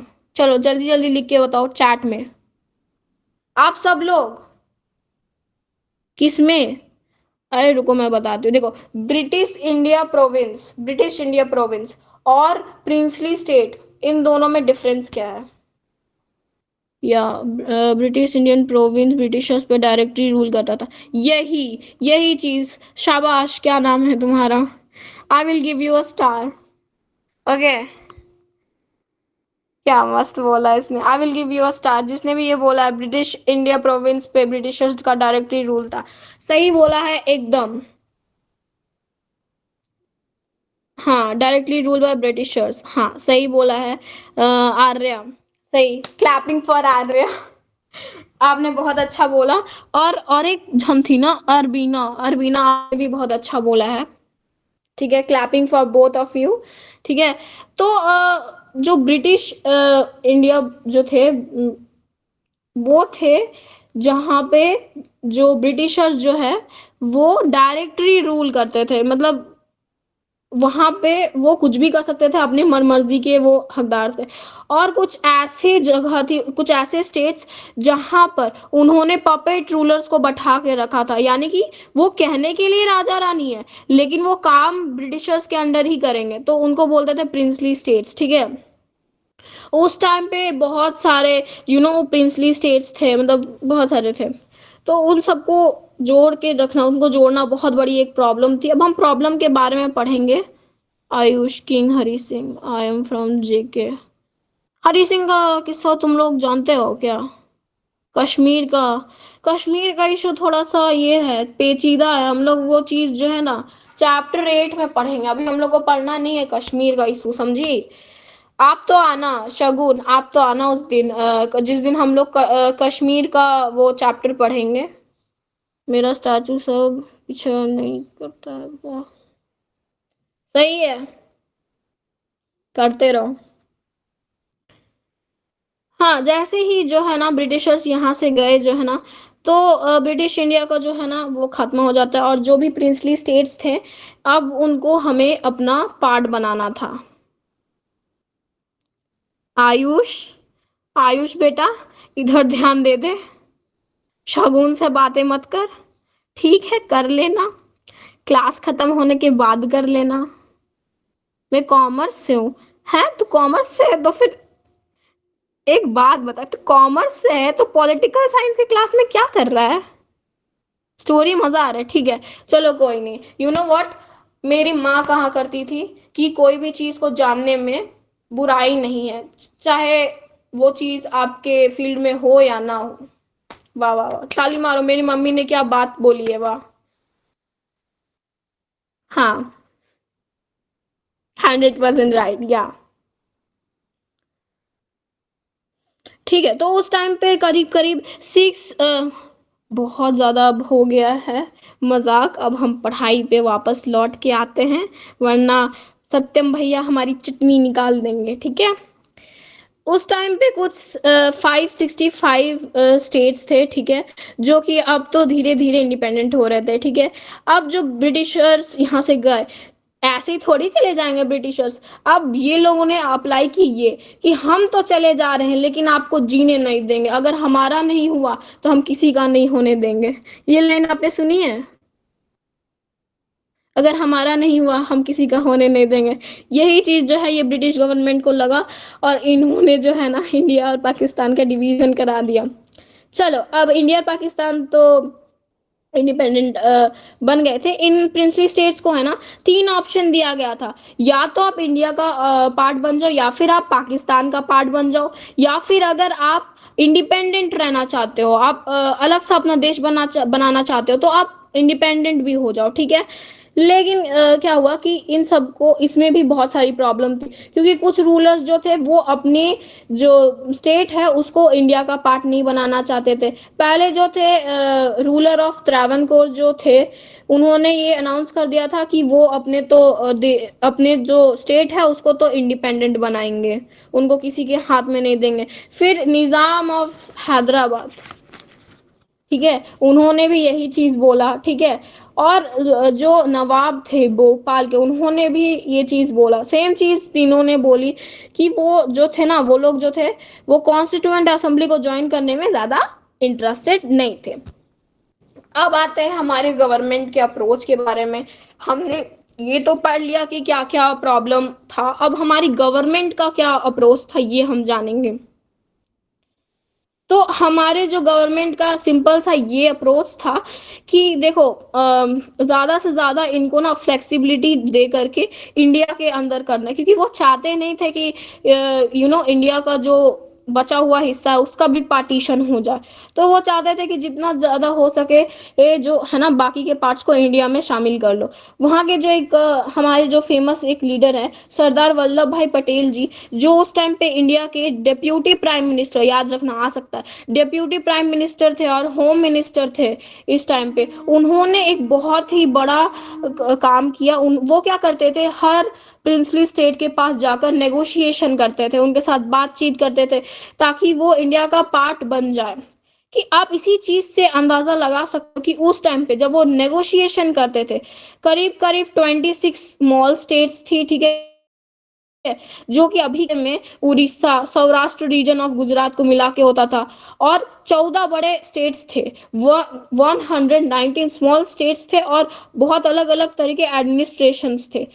इस बात से पता लगा सकते हो कि हमारे सरदार वल्लभ भाई पटेल जी ने कितना ज़्यादा मेहनत किया था इंडिया को जोड़ने के लिए। इसीलिए हम लोग उनको आयरन मैन ऑफ इंडिया ऐसे ही थोड़े कह देते हैं। क्लैपिंग करो, क्लैपिंग करो, क्लैपिंग सरदार वल्लभ भाई पटेल जी के लिए, क्लैपिंग करो। हाँ, बिल्कुल, उन्होंने बहुत अच्छा काम किया था। अगर वो ना होते ना तो शायद इंडिया जो आज ऐसा दिखता है वो ऐसा नहीं दिखता। ठीक है, तो गवर्नमेंट का सीधा सीधा अप्रोच था कि अगर कोई रीजन जो है वो इंडिया को ज्वाइन करने में इंटरेस्टेड नहीं है तो हम थोड़ा सा फ्लेक्सिबल होके होके काम करेंगे, हम उनको थोड़ा सा ऑटोनोमी दे देंगे, हम उनको थोड़ा सा स्पेशल ट्रीटमेंट दे देंगे कि हाँ आपको जितना भी स्पेशल ट्रीटमेंट चाहिए आप ले लो, लेकिन अल्टीमेटली आप प्लीज़ इंडियन यूनियन का पार्ट बनना स्वीकार कर लो। तो इसमें देखो ये लाइन जो है ये आज के क्विज में आया था, बिफोर 15 अगस्त 1947। ये सब लोग जो कंफ्यूज हो रहे थे आज के टेस्ट में, आप लोगों ने सच सच बताइएगा, आप लोग में से कितनों ने आज का टेस्ट दिया था? सच सच बताइएगा, सच सच बताइए, बताइए। शगुन बहन तुमने भी तो दिया था, बोलती क्यों नहीं हो? बोल दो ना, थोड़ा आपकी आवाज सुनने के लिए हम तरस रहे हैं। मैंने नहीं दिया था, तब मेरी क्लास चल रही थी इंग्लिश में। ओके अरबीना, मेरा छूट गया था। शगुन बहन मैं तुमसे पूछ रही हूँ, उसने तो दिया था, उसको ये चीज़ डाउट थी, वो पूछ रही थी इस चीज़ में कि ये बिफोर 15 अगस्त 1947 कैसे होगा। तो यही पेज नंबर 16 खोलो, ठीक है, उसकी जो लास्ट पैराग्राफ है उसकी फर्स्ट लाइन देखो, इसमें लिखा हुआ before 15 August 1947 peaceful negotiation has brought almost all states those territories with were contiguous to the other boundaries of India। पूरा लिखा हुआ है इसमें, ठीक है, अंडरलाइन कीजिए इस वर्ड को, ठीक है। तो अगस्त 15 1947 से पहले बहुत सारे पीसफुल नेगोशिएशन हुए ताकि वो इंडियन यूनियन का पार्ट बन सके, ठीक है।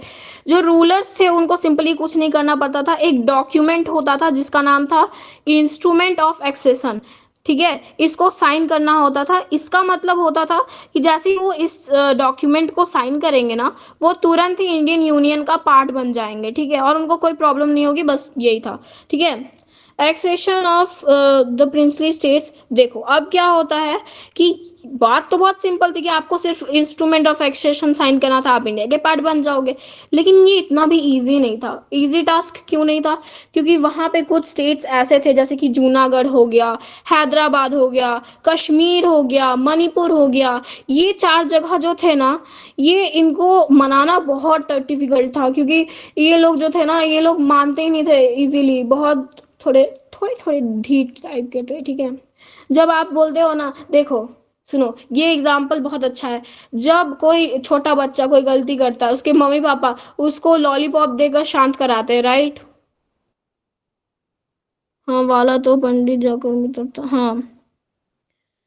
आप लोग बोलो, जब कोई छोटा बच्चा गलती करता है तब उसके पापा मम्मी उसे लॉलीपॉप दे के लालच देते हैं, ठीक है, और अगर ज्यादा नहीं मानता है तो उसे थप्पड़ भी लगाते हैं। सेम इसी चीज में यही हो रहा है कि जो हमारी इंडियन यूनियन है ना, वो जो वो जो ऐसे छोटे छोटे जो स्टेट्स थे, इनको जो है ना, जो बनना तो नहीं चाहते थे, लेकिन था तो ये इंडिया का बच्चा ही, तो ये बोलते थे कि चलो इनको थोड़ा स्पेशल पावर को एक लॉलीपॉप की तरह समझो, ठीक है। स्पेशल पावर यानी कि उनको लॉलीपॉप दिया जाता था, और अगर वो नहीं मानते थे तो फिर हैदराबाद का केस है भाई, अगले बार अभी समझेंगे हैदराबाद का इशू, ठीक है।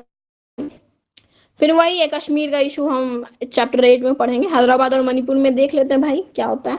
हैदराबाद में क्या होता है, हैदराबाद जो था उस टाइम पे लार्जेस्ट प्रिंसली स्टेट था, ठीक है, जो इंडियन टेरिटरी से जो है ना वो सराउंडेड था, ठीक है। ओल्ड हैदराबाद जो स्टेट था वो आज के जो है ना महाराष्ट्र रीजन, कर्नाटका, आंध्र प्रदेश, इन सबको मिलाकर बनता था ओल्ड हैदराबाद, ठीक है। वहां के जो रूलर थे उनको टाइटल दिया गया था निजाम का, ठीक है, जो कि खुद ही में वर्ल्ड के one of the richest man थे, तो इसीलिए उन्होंने सोचा कि हमारे देश को तो मतलब हमारे स्टेट को तो प्रॉब्लम नहीं होगी, क्योंकि हम वो तो खुद ही वो बहुत ज्यादा रिच थे, ठीक है। निजाम चाहते थे कि हैदराबाद को एक इंडिपेंडेंट स्टेट बनाना। उन्होंने नवंबर 1947 में गवर्नमेंट ऑफ इंडिया के साथ स्टैंड स्टिल अग्रीमेंट में साइन किया, ठीक है। वो स्टैंड स्टिल अग्रीमेंट यानी बातचीत हो रही है, कुछ कंफर्म नहीं हुआ, बस बातचीत ही हो रही है। 1 साल तक ये नेगोशिएशन चला, ठीक है। उसके बाद क्या होता है, उसी टाइम के बीच में वहाँ के जो लोग थे, वहाँ के जो आम जनता थी, वो निजाम से बहुत परेशान हो गई थी। ऐसे बोल रहे थे कि नहीं भाई, हमें तो ये रूलर नहीं चाहिए, ये हम पे ऑपरेशन हमें बहुत ऑपरेस्ट करता है, ये हमें बहुत ज्यादा मतलब बहुत ज्यादा तंग करता है, हमें तो ये रूलर नहीं चाहिए। तो जो वहाँ के पीजेंट्री थे, यानी कि वहाँ के जो मतलब जो गरीब लोग थे, जैसे कि फार्मर्स हो गया, वुमेन्स हो गया, ये लोग सब जो थे स्पेशली तेलंगाना रीजन में, ठीक है, वो बोल पड़ते हैं निज़ाम के खिलाफ बोल देते हैं, ठीक है। और वहाँ पे जो है ना फिर वो प्रोटेस्ट करते हैं, बहुत भयंकर प्रोटेस्ट करते हैं। ऐसे में तो देखो वो लोग तो पीसफुल प्रोटेस्ट कर रहे थे ना, तो ऐसे में कुछ होना नहीं चाहिए था, लाइक वो तो लोग तो आराम से अपना प्रोटेस्ट कर रहे थे, तो उसमें दिक्कत नहीं होना चाहिए था। लेकिन इसमें दिक्कत होता है, क्या दिक्कत होता है, देखो कि वो प्रोटेस्ट तो बिल्कुल ये कर रहे थे कि हाँ पीसफुली कर रहे थे, लेकिन जो निजाम है उनको आ जाता है गुस्सा। अब वो दिखाना चाहते थे अपनी तौड़ कि हम राजा हैं, अगर ज्यादा बोलोगे तो हम तुमको दबा देंगे नीचे, जैसे सोवियत यूनियन में हुआ था। जब वो जब भी कहीं पे रिवॉल्ट होता था, तब वो जा करके लोगों को सप्रेस कर देते थे, लोगों को दबा देते थे कि नहीं, मेरे हमारे सामने कोई बोल सकता है क्या, कोई भी। फिर से मैं बोल रही हूँ, शगुन की क्लास की तरह कोई भी एलविश यादव का टॉपिक नहीं उठाएगा, ठीक है। नाइस। लोल या थम्स अप दे दो तुम लोग सब, चलो। हम्म। ठीक है, ठीक है, बस बस इतना ही, थम्स अप सही है, अब पढ़ो आगे।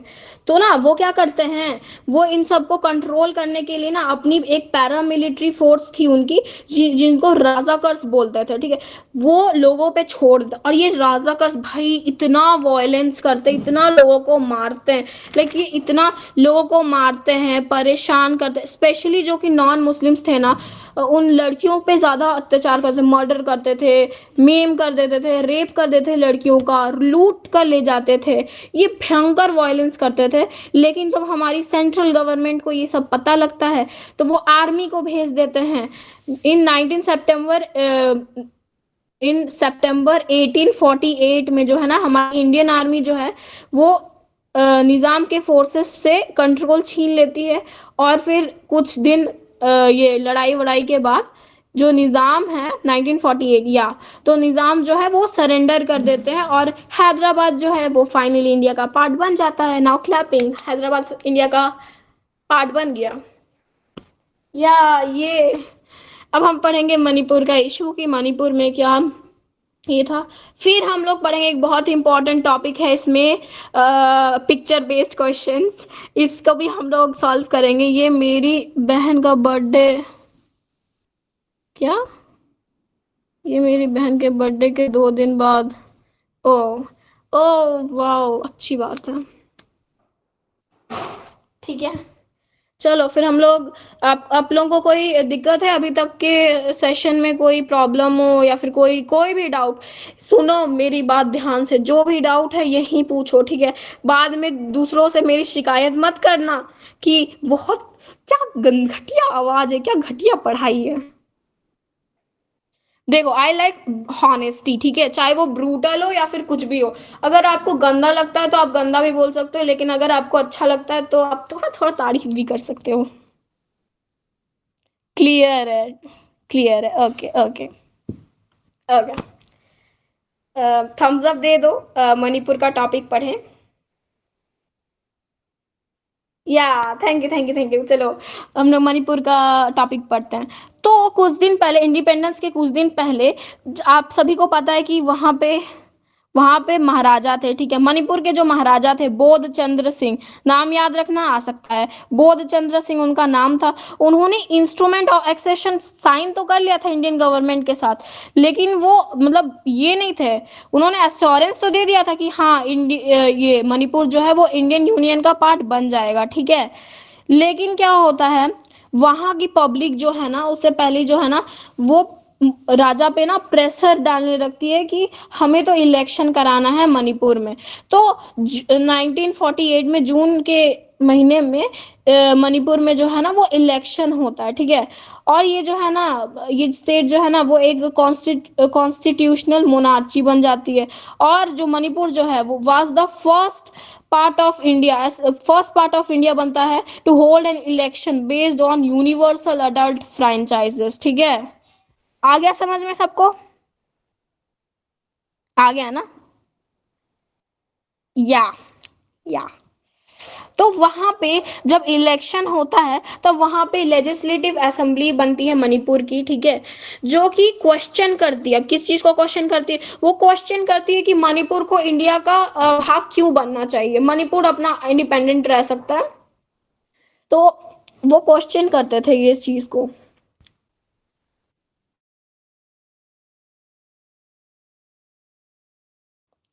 सॉरी सॉरी गाइस, क्या है ना, मैं थोड़ा पानी पी रही थी,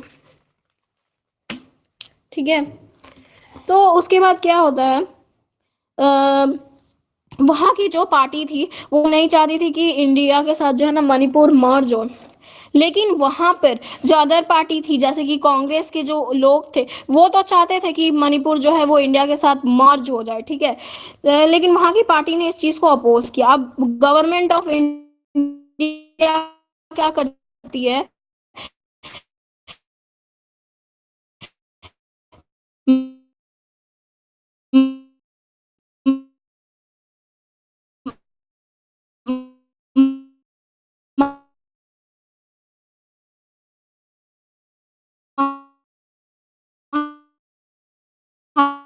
राजा को सप्रेस करती है, यानी कि सप्रेस कर करके उनसे मर्जर एग्रीमेंट साइन करा देती है इन सितंबर 1949 में, ठीक है? मर्जर एग्रीमेंट साइन करने के बाद जो है वो मणिपुर जो है वो यूनियन का पार्ट बन जाता है। लेकिन उन्होंने जो लेजिस्लेटिव, वहां के लोगों की जो चुनी हुई सरकार थी उसको अवॉइड कर दिया था। इस वजह से अभी भी पढ़ते हैं कार्टून बेस्ड पिक्चर, ठीक है? समझ गए ना सब? थम्स अप दे दो ना, थोड़ा भाईचारा या, ठीक है? बाकी सब कहाँ हैं? अरे कोई लेफ्ट हुआ क्या अभी?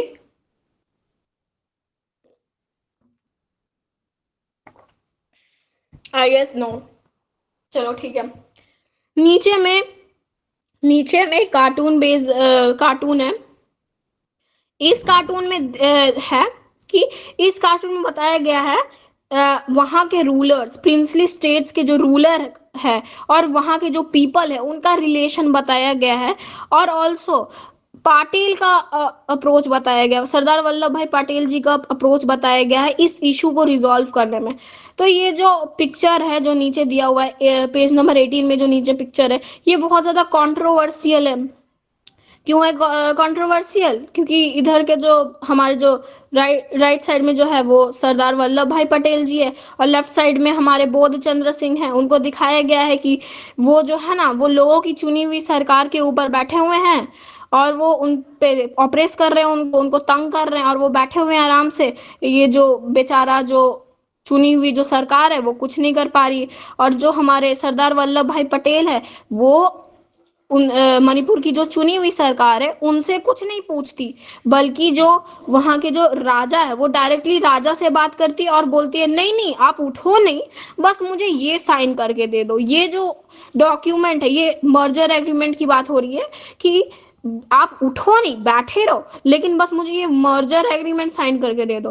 तो यही इसमें क्रिटिसाइज किया जा रहा है सरदार वल्लभ भाई पटेल को, कि उन्होंने वहाँ की जो चुनी हुई सरकार थी, जो लेजिस्लेटिव असेंबली थी वहाँ की, ठीक है, तो उनकी तो सुनी नहीं, उनकी उनसे तो पूछा नहीं, लेकिन डायरेक्टली आके उन्होंने राजा को प्रेशराइज करके साइन करा लिया और बाकी को इग्नोर कर दिया। यहाँ तक क्लियर है? कोई डाउट? जल्दी जल्दी लिखो, क्लियर है कि नहीं? क्लियर है, क्लियर है, क्लियर है। चलो ठीक, चलो ठीक है। मेरे को भी अच्छा लगता है यार, जब ये चीज़ क्लियर हो जाती है ना, मेरे को बहुत अच्छा लगता है, मेरे को दिल से सुकून मिलता है। अभी कौन सा टॉपिक हुआ? अभी मणिपुर का हम लोग टॉपिक किए, फिर हम लोग हैदराबाद मणिपुर का टॉपिक कंप्लीट किया। अब हम लोग रीऑर्गेनाइजेशन ऑफ स्टेट्स पढ़ेंगे। फिर हम लोग पोटी श्री रामुलु का वो पढ़ेंगे कि विशाल आंध्र मूवमेंट, वो सब के बारे में पढ़ेंगे। लो पेज 90 पे आओ। हाँ ठीक है। क्या निकनेम देते हो यार, वाह गजब, चुम्मेश्वरी निकनेम। सीरियसली, हमें आपसे सीखना चाहिए कि निकनेम कैसे देते हैं। मैं भी दूंगी शगुन को। मेरा भी, मैंने उस टाइम पे लिखा था जब शगुन की बारी थी ना, तो मैंने उस टाइम पे लिखा था अपनी भी बारी आएगी, अब आ गई हमारी बारी। चलो ठीक है, स्टार्ट करते हैं रीऑर्गेनाइजेशन ऑफ स्टेट्स।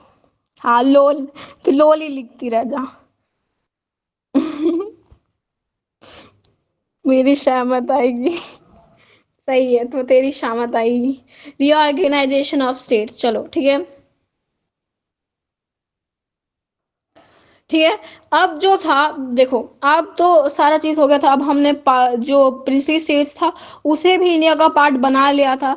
लेकिन अब जो हमारी इंटरनल बाउंड्री, जैसे कि हम लोग ये तो ये बना गया था, लाइक बाउंड्रीज हमारी डिसाइड हो गई थी, लेकिन हम स्टेट कैसे बनाएंगे? ठीक है, स्टेट का इशू था कि हम लोग एक था एडमिनिस्ट्रेटिव लेवल्स पे डिवीजन कैसे होगा। ठीक है, फिर वहीं पर जब ये बातचीत हो ही रही थी, तब आ जाता है ये लिंग्विस्टिक का प्रॉब्लम। ठीक है, तो वहाँ के कुछ लोग जो थे वो लिंग्विस्टिक बेसिस पे जो है ना वो स्टेटहुड चाहते हैं। लिंग्विस्टिक बेसिस मतलब लैंग्वेज के बेसिस पे। ठीक है, तो हमारे जो वहाँ के लीडर थे, कांग्रेस के लीडर जो थे, उन्होंने इस चीज़ को इग्नोर किया। ठीक है, तो लाइक जो नागपुर सेशन था इन 1920 में, जो कांग्रेस पार्टी जो थी, उन्होंने इस चीज को मतलब इग्नोर किया। वो सोचते थे कि अगर लिंग्विस्टिक बेसिस पे अगर हम स्टेट देंगे सबको, तो इंडिया का और डिवीजन ना हो जाए, इंडिया टूट ना जाए। वो डरते थे इस चीज से,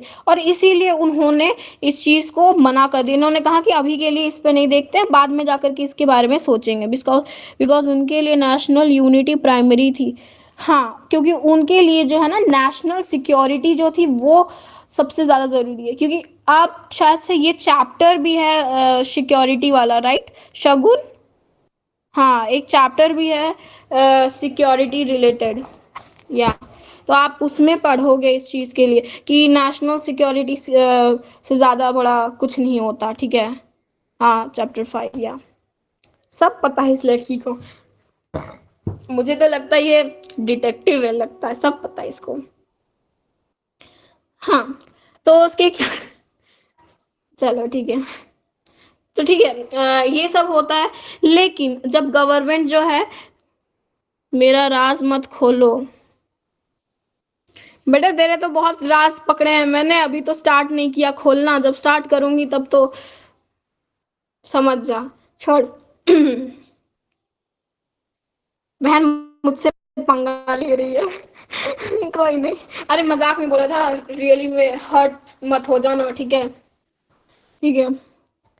क्या होता है जब जो वहाँ की हमारी जो गवर्नमेंट है वो ये सब चीज़ को इग्नोर कर देती है ना, तो वहाँ पे देखो तमिल ये जो देखो तेलुगु स्पीकिंग जो एरियाज थे ना, वहाँ पे बहुत भयंकर प्रोटेस्ट होने लगते हैं, ठीक है।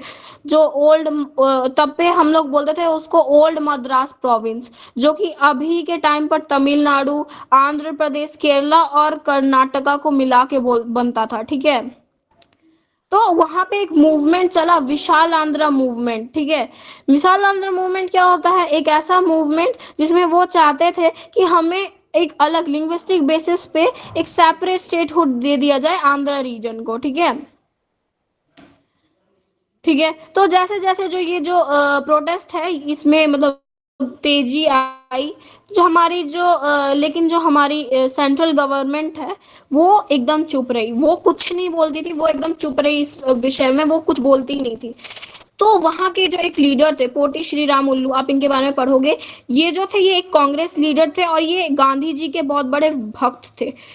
अभी मैंने थोड़ी देर पहले आपको एक एग्जाम्पल दिया था कि गांधी जी अगर फास्ट करते थे तो तुरंत सब लोग मान जाते थे, क्योंकि वो बहुत पॉपुलर हो गए थे सत्याग्रह के बाद। लेकिन इन्होंने जब फास्ट किया तब इनकी बात कोई नहीं सुनता है। नाम ऐसा रखो कि भूल ना सके कोई, हाँ बिल्कुल। लेकिन इनको सब लोग भूल जाते हैं, क्योंकि इनका कोई उतना खास ये नहीं रहता, क्या बोलते हैं उसको, मैं भूल गई उस चीज को, इनका कोई डेडिकेशन नहीं होता है उतना ज्यादा। बेचारा ये, बेचारा नहीं था भाई, देखो गांधी जी को सब लोग जानते थे सत्याग्रह की वजह से। अब इसको थोड़े जानेंगे, इन्होंने क्या किया, इन्होंने इनका नाम हुआ तभी जब ये क्या बोलते हैं 56 डेज, कम से कम लगभग 56 डेज का इन्होंने फास्ट रखा, और उसके बाद जो है ना इनकी डेथ हो जाती है। क्या हो जाती है, डेथ हो जाती है, ठीक है। फिर इस वजह से है ना वहां पे अनरेस्ट फैल जाता है, मतलब बहुत ज्यादा, फिर वहां पे वायलेंस चालू हो जाता है, फिर वहां मारपीट किया जाता है, बहुत सारे लोग जो है ना वो स्ट्रीट्स पे उतर जाते हैं, ठीक है। बहुत लोग जो है वो इंजर्ड होते हैं, कुछ लोग जो है ना पुलिस फायरिंग में अपना जान भी दे देते हैं, ठीक है। तो जो हमारे फाइनली इतने सालों के बाद हमारे जो प्राइम मिनिस्टर है वो अनाउंस करते हैं एक सेपरेट आंध्र स्टेट, कितना में, दिसंबर 1952 में, ठीक है।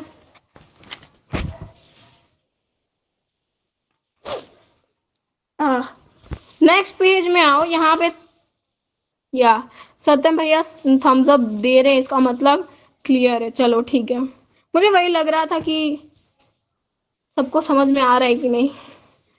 चलो, बीच बीच में थम्स अप डालते रहना गाइस, थोड़ा सा हिम्मत बढ़ जाती है, क्या है ना। हाँ, तो पेज नंबर 20 में ये इंडिया है जब उनका मतलब स्टेट के बेसिस पे डिवीजन नहीं हुआ था, ठीक है।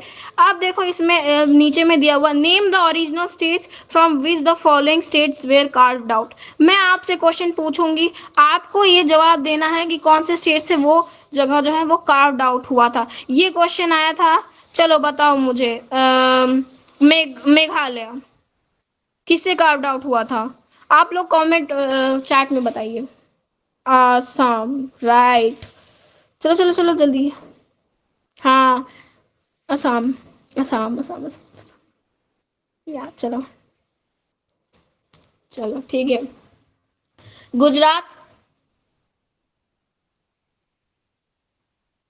गुजरात किससे कार्व्ड आउट हुआ था, अरे जल्दी पढ़ो, अब तो मैं गुजरात तक आ गई हूँ। गुजरात किससे कार्व्ड आउट हुआ था, बॉम्बे प्रोविंस, हाँ सही। चलो, सिर्फ पल्लवी भी है क्या क्लास में, आप सभी थोड़ा थोड़ा लिखिए। मैं देख रही हूँ किसका किसका आ रहा है, लिखो लिखो सब, बॉम्बे प्रोविंस लिखो, याद करो बहन और भाइयों, लिख लिख के याद करना, एग्जाम में आएगा ये। Gujarat, Bombay province, okay. चलिए, हरियाणा किससे कार्व्ड आउट हुआ था, जल्दी बताइए, हरियाणा किससे कार्व्ड आउट हुआ था, पंजाब से। और छत्तीसगढ़, छत्तीसगढ़ किससे कार्व्ड आउट हुआ था, बोलिए जल्दी। छत्तीसगढ़ मैंने पूछा, हाँ चलो ठीक है, मान लिया चलो। हरियाणा का पंजाब था, छत्तीसगढ़ का।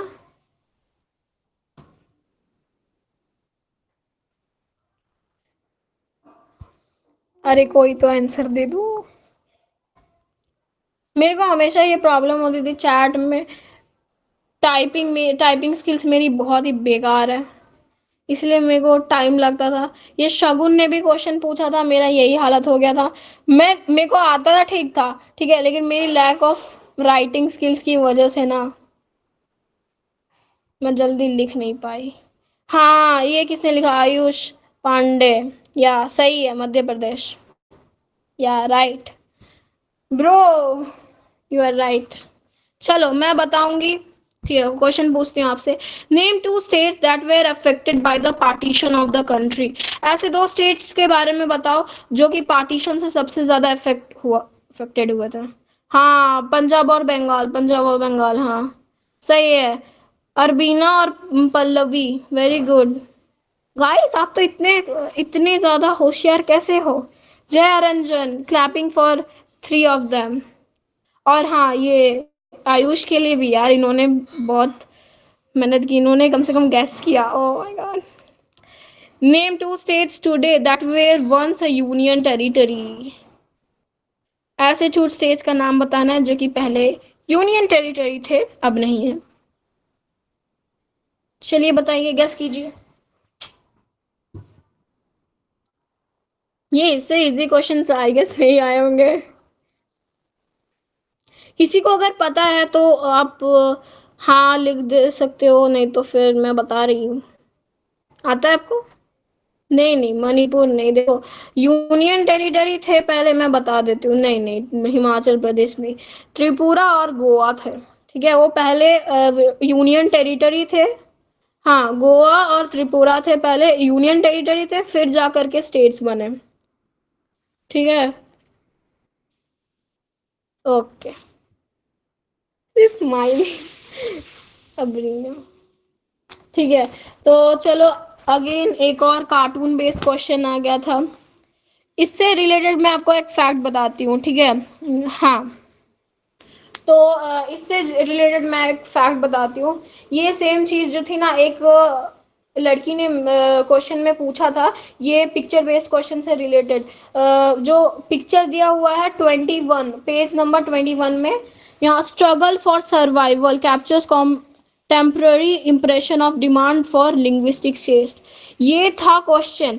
इसको एक बंदे ने, ये सत्यम, मैं ये नहीं बोलना चाहूंगी, मैं किसी का बड़ाई तो नहीं करना चाहूंगी या फिर किसी का ये भी बेइज्जती भी नहीं करना चाहूंगी, लेकिन जो गलत है वो गलत है, ठीक है। मैं बता देती हूँ, सत्यम का एक दोस्त है उत्कर्ष प्रताप नाम से, उन्होंने इस चीज को इतना घुमाया, लाइक लिटरली एक भी ऐसा लाइन नहीं था जो कि कम से कम ऐसा हो कि लिटरली किसी को समझ में आए, उस चीज को उन्होंने इतना घुमा दिया।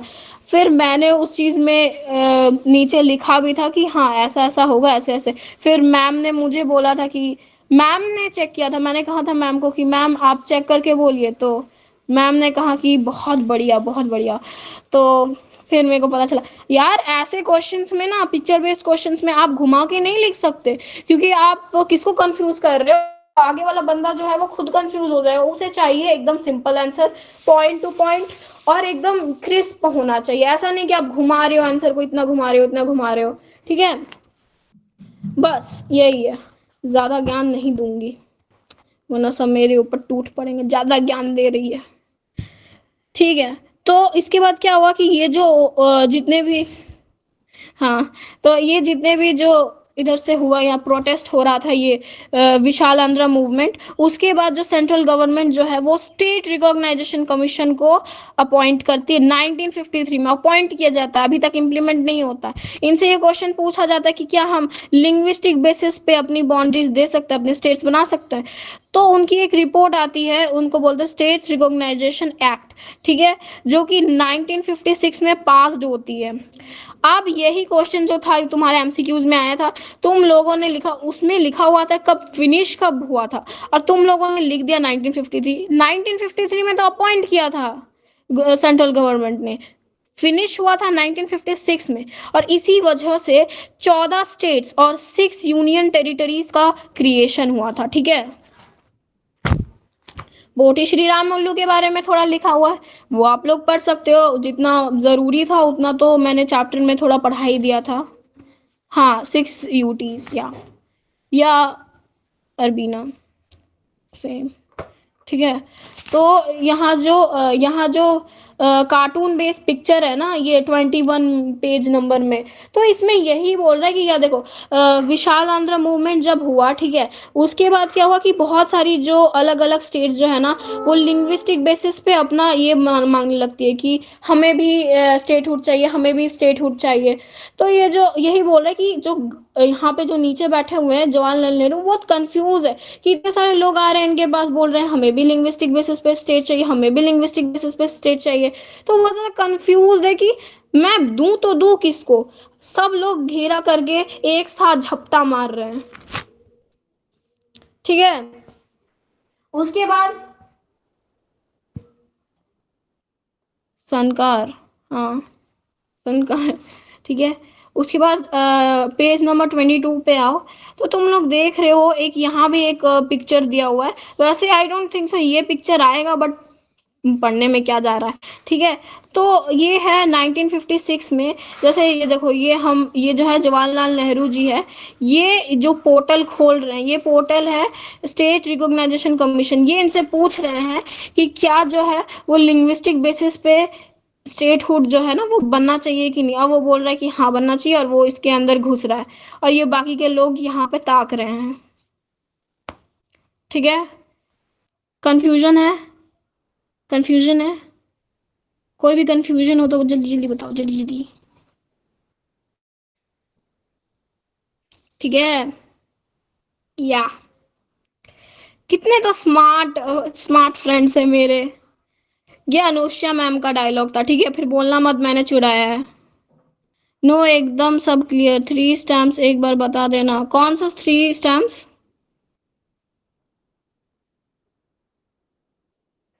पर्टिकुलरली किसकी बात बोल रही हो तुम? अ,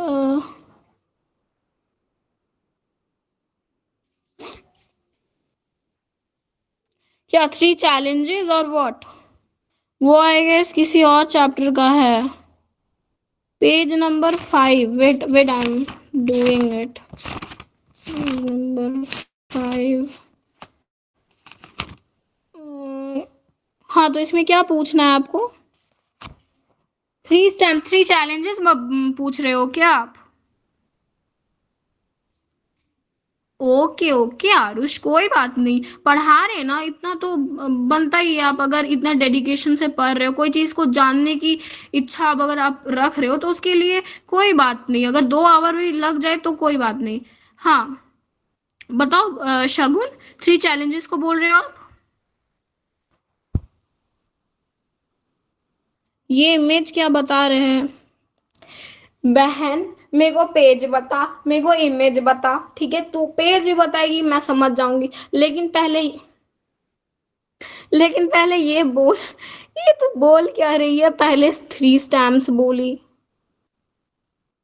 उसके बाद ये इमेज बोल रही है, तो इमेज कौन सी वाली इमेज? जो मैं अभी पढ़ा रही थी वो वाली इमेज? देखो, स्टेट रिऑर्गेनाइजेशन कमीशन से जब पूछा जाता है कि क्या हम लिंग्विस्टिक बेसिस पे दे सकते हैं, ये वाला पेज नंबर 5 में 3 स्टैम्प्स दिया हुआ है। रिपब्लिक, ओ नीचे that is not necessary. See, these stamps were issued in देखो यहाँ पे लिखा हुआ है, these stamps are issued in 1950 to mark the first republic day। अरे ज्यादा कुछ नहीं है, ये जो 3 जो स्टैम्प्स है ना, ये 1950 को मार्क किया गया था फर्स्ट रिपब्लिक डे में, ऑन 26 जनवरी 1950 में। ठीक है, what do the stamps on the thesis tell you about the challenges of, ये वही मतलब चैलेंजेस बताता है कि हमारे नई रिपब्लिक में क्या क्या चैलेंजेस फेस किए थे। ठीक है, ये पूछा नहीं जाएगा आई गेस। क्या कर रहा है तीनों स्टैम्प्स में? देखो, उसमें जो पिक्चर है, हाँ। नहीं देखो, इसमें पूछा जा रहा है कि ये जो स्टैम्प्स है ये तुम्हें चैलेंजेस क्या क्या बता रहे हैं, मतलब इस इन तीनों में आपको देख के क्या लग रहा है कि इन तीनों में कौन से चैलेंजेस आए होंगे फॉर द न्यू नेशन, हमारा जो न्यू रिपब्लिक बना। तो इसमें कौन से इस स्टैम्प्स में देख करके बताना है कि कौन से चैलेंजेस आए होंगे। ठीक है, this is not necessary, okay. ये नेसेसरी नहीं है, ये एग्जाम में नहीं आएगा। ये बस ऐसे स्टैम्प्स दिए हुए हैं, हाँ। तो ठीक है, हम लोग बैक टू द टॉपिक, हम लोग ने 22 पेज नंबर में आते हैं वापस से। तो हमारे लिंग्विस्टिक बेसिस पे हमारा जो लिंग्विस्टिक जीनी है उसको पूछा गया और वो घुस रहे हैं वहां से। ठीक है, तो ये जो पिक्चर है वो सबको समझ में आ गया, या मैं फिर से एक्सप्लेन करूँ? सत्यम भैया, you are very important in the class, आप प्लीज बता दीजिए कि आपको क्लियर है। क्लियर है, ओके। सत्यम भैया तो बोल ही नहीं रहे, चुप साइलेंट मोड पे चले गए। चलो ठीक है, समझ सकते हैं।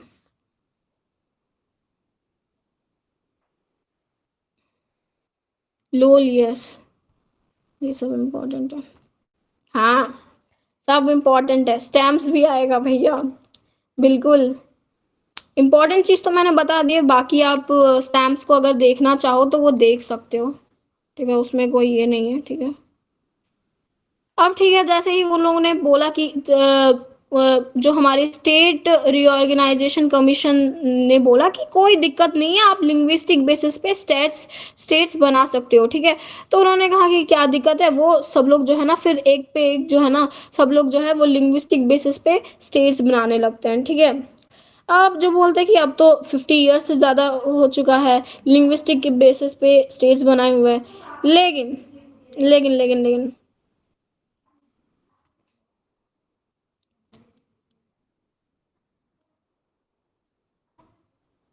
हाँ, तो इसमें वही बोलता है कि लिंग्विस्टिक रिकॉग्नाइजेशन जो है ना वो बहुत ज़्यादा वो भी देता है state boundaries, it did not lead to dis, हाँ। तो अब मैं समझाती हूँ, ठीक है। अब मेरे को एक लाइन मिल गई, अब मैं उसको पकड़ के समझाऊंगी आप लोगों को, ठीक है। तो बहुत लोगों को लगता था ना कि जैसे कांग्रेस के लीडर्स हो गए, उनको लगता था कि ये जो स्टेट रिकॉग्नाइजेशन कमीशन का जो ये एक्ट पास हुआ है, ये जो लिंग्विस्टिक बेसिस पे जो ये स्टेटहुड देते हैं, ये जो चीज़ है वो उनको समझ में नहीं आई और उनको लगा नहीं था कि ये काम करेगा। उनको लगा था कि ये जो है ना ये तो बस फालतू का ये है और ये बस इंडिया को तोड़ सकता है, ये तो मतलब यूनिफाइड तो नहीं होगा इंडिया। लेकिन ये जो है ना ये गलत प्रूफ हो जाता है, ये उल्टा हो जाता है। ये जो हमारी नेशनल यूनिटी जो होती है ना वो उसको और स्ट्रेंथन कर देता है और उसको यू नो जकड़ लेता है। ऐसा नहीं होता कि हमारा टूट जाता है या ऐसा कुछ, ऐसा नहीं होता, ठीक है। और फिर हम हमारी जो डाइवर्सिटी है, ये जो प्रिंसिपल है, उन सबको लोग जो हैं वो लेकर चलते हैं साथ में, और फिर लिंग्विस्टिक बेसिस पे जो हमारा ये था वो सब जो है ना एक्सेप्ट कर लेते हैं। ठीक है, इंडिया जो है वो डेमोक्रेसी को जो है ना अडॉप्ट कर लेती है, ठीक है। और फिर जो हमारी इफेक्टिव पॉलिसीज भी बनाती है हमारी गवर्नमेंट, ठीक है। और फिर आपका चैप्टर खत्म, ज़्यादा कुछ नहीं था इस पे। हाँ। हे भगवान, मुझे प्रॉब्लम हुई, हाय। इतना इतना देर मुझे लगा था 1 घंटे में कंप्लीट हो जाएगा, लेकिन फिर भी मेरे को थोड़ा सा ये था, डर था कि 1.5 आवर अगर लग गया तो टाटा खत्म। अरे रुको रुको, अभी कहाँ, फिर लड़की खत्म हुआ नहीं कि पहले ही जा रही है। पहले मेरे से पूछो तो सही, कैसा सेशन गया, सब अच्छा? कोई डाउट है तो वो पूछो।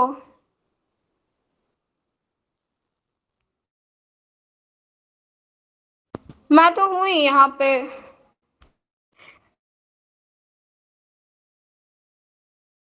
Thank you so much. अगर थोड़ी सी गड़बड़ हो गई हो, क्योंकि आप लोग ने भी पूरा सेशन देखा है, आप लोग ने ये चीज़ नोटिस की है कि मैं बहुत ज़्यादा नर्वस थी पहले। तो जब स्टार्टिंग स्टार्टिंग में ज्वाइन हुआ था ये सेशन, तो ये तो बहुत मतलब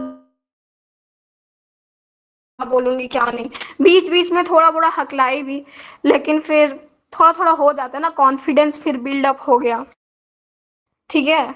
और अगर कोई भूल चूक हुई हो इस सेशन में तो माफ़ कर दीजिएगा, क्योंकि मेरी तबीयत भी कुछ ठीक नहीं थी। ओह, पल्लवी बोल रही है thank you so much with heart emoji. Thank you so much यार, आप लोग को थैंक यू बोलना चाहिए, आप लोग इतना कॉपरेट कर रहे हो, वरना कोई और होता तो शायद आता भी नहीं।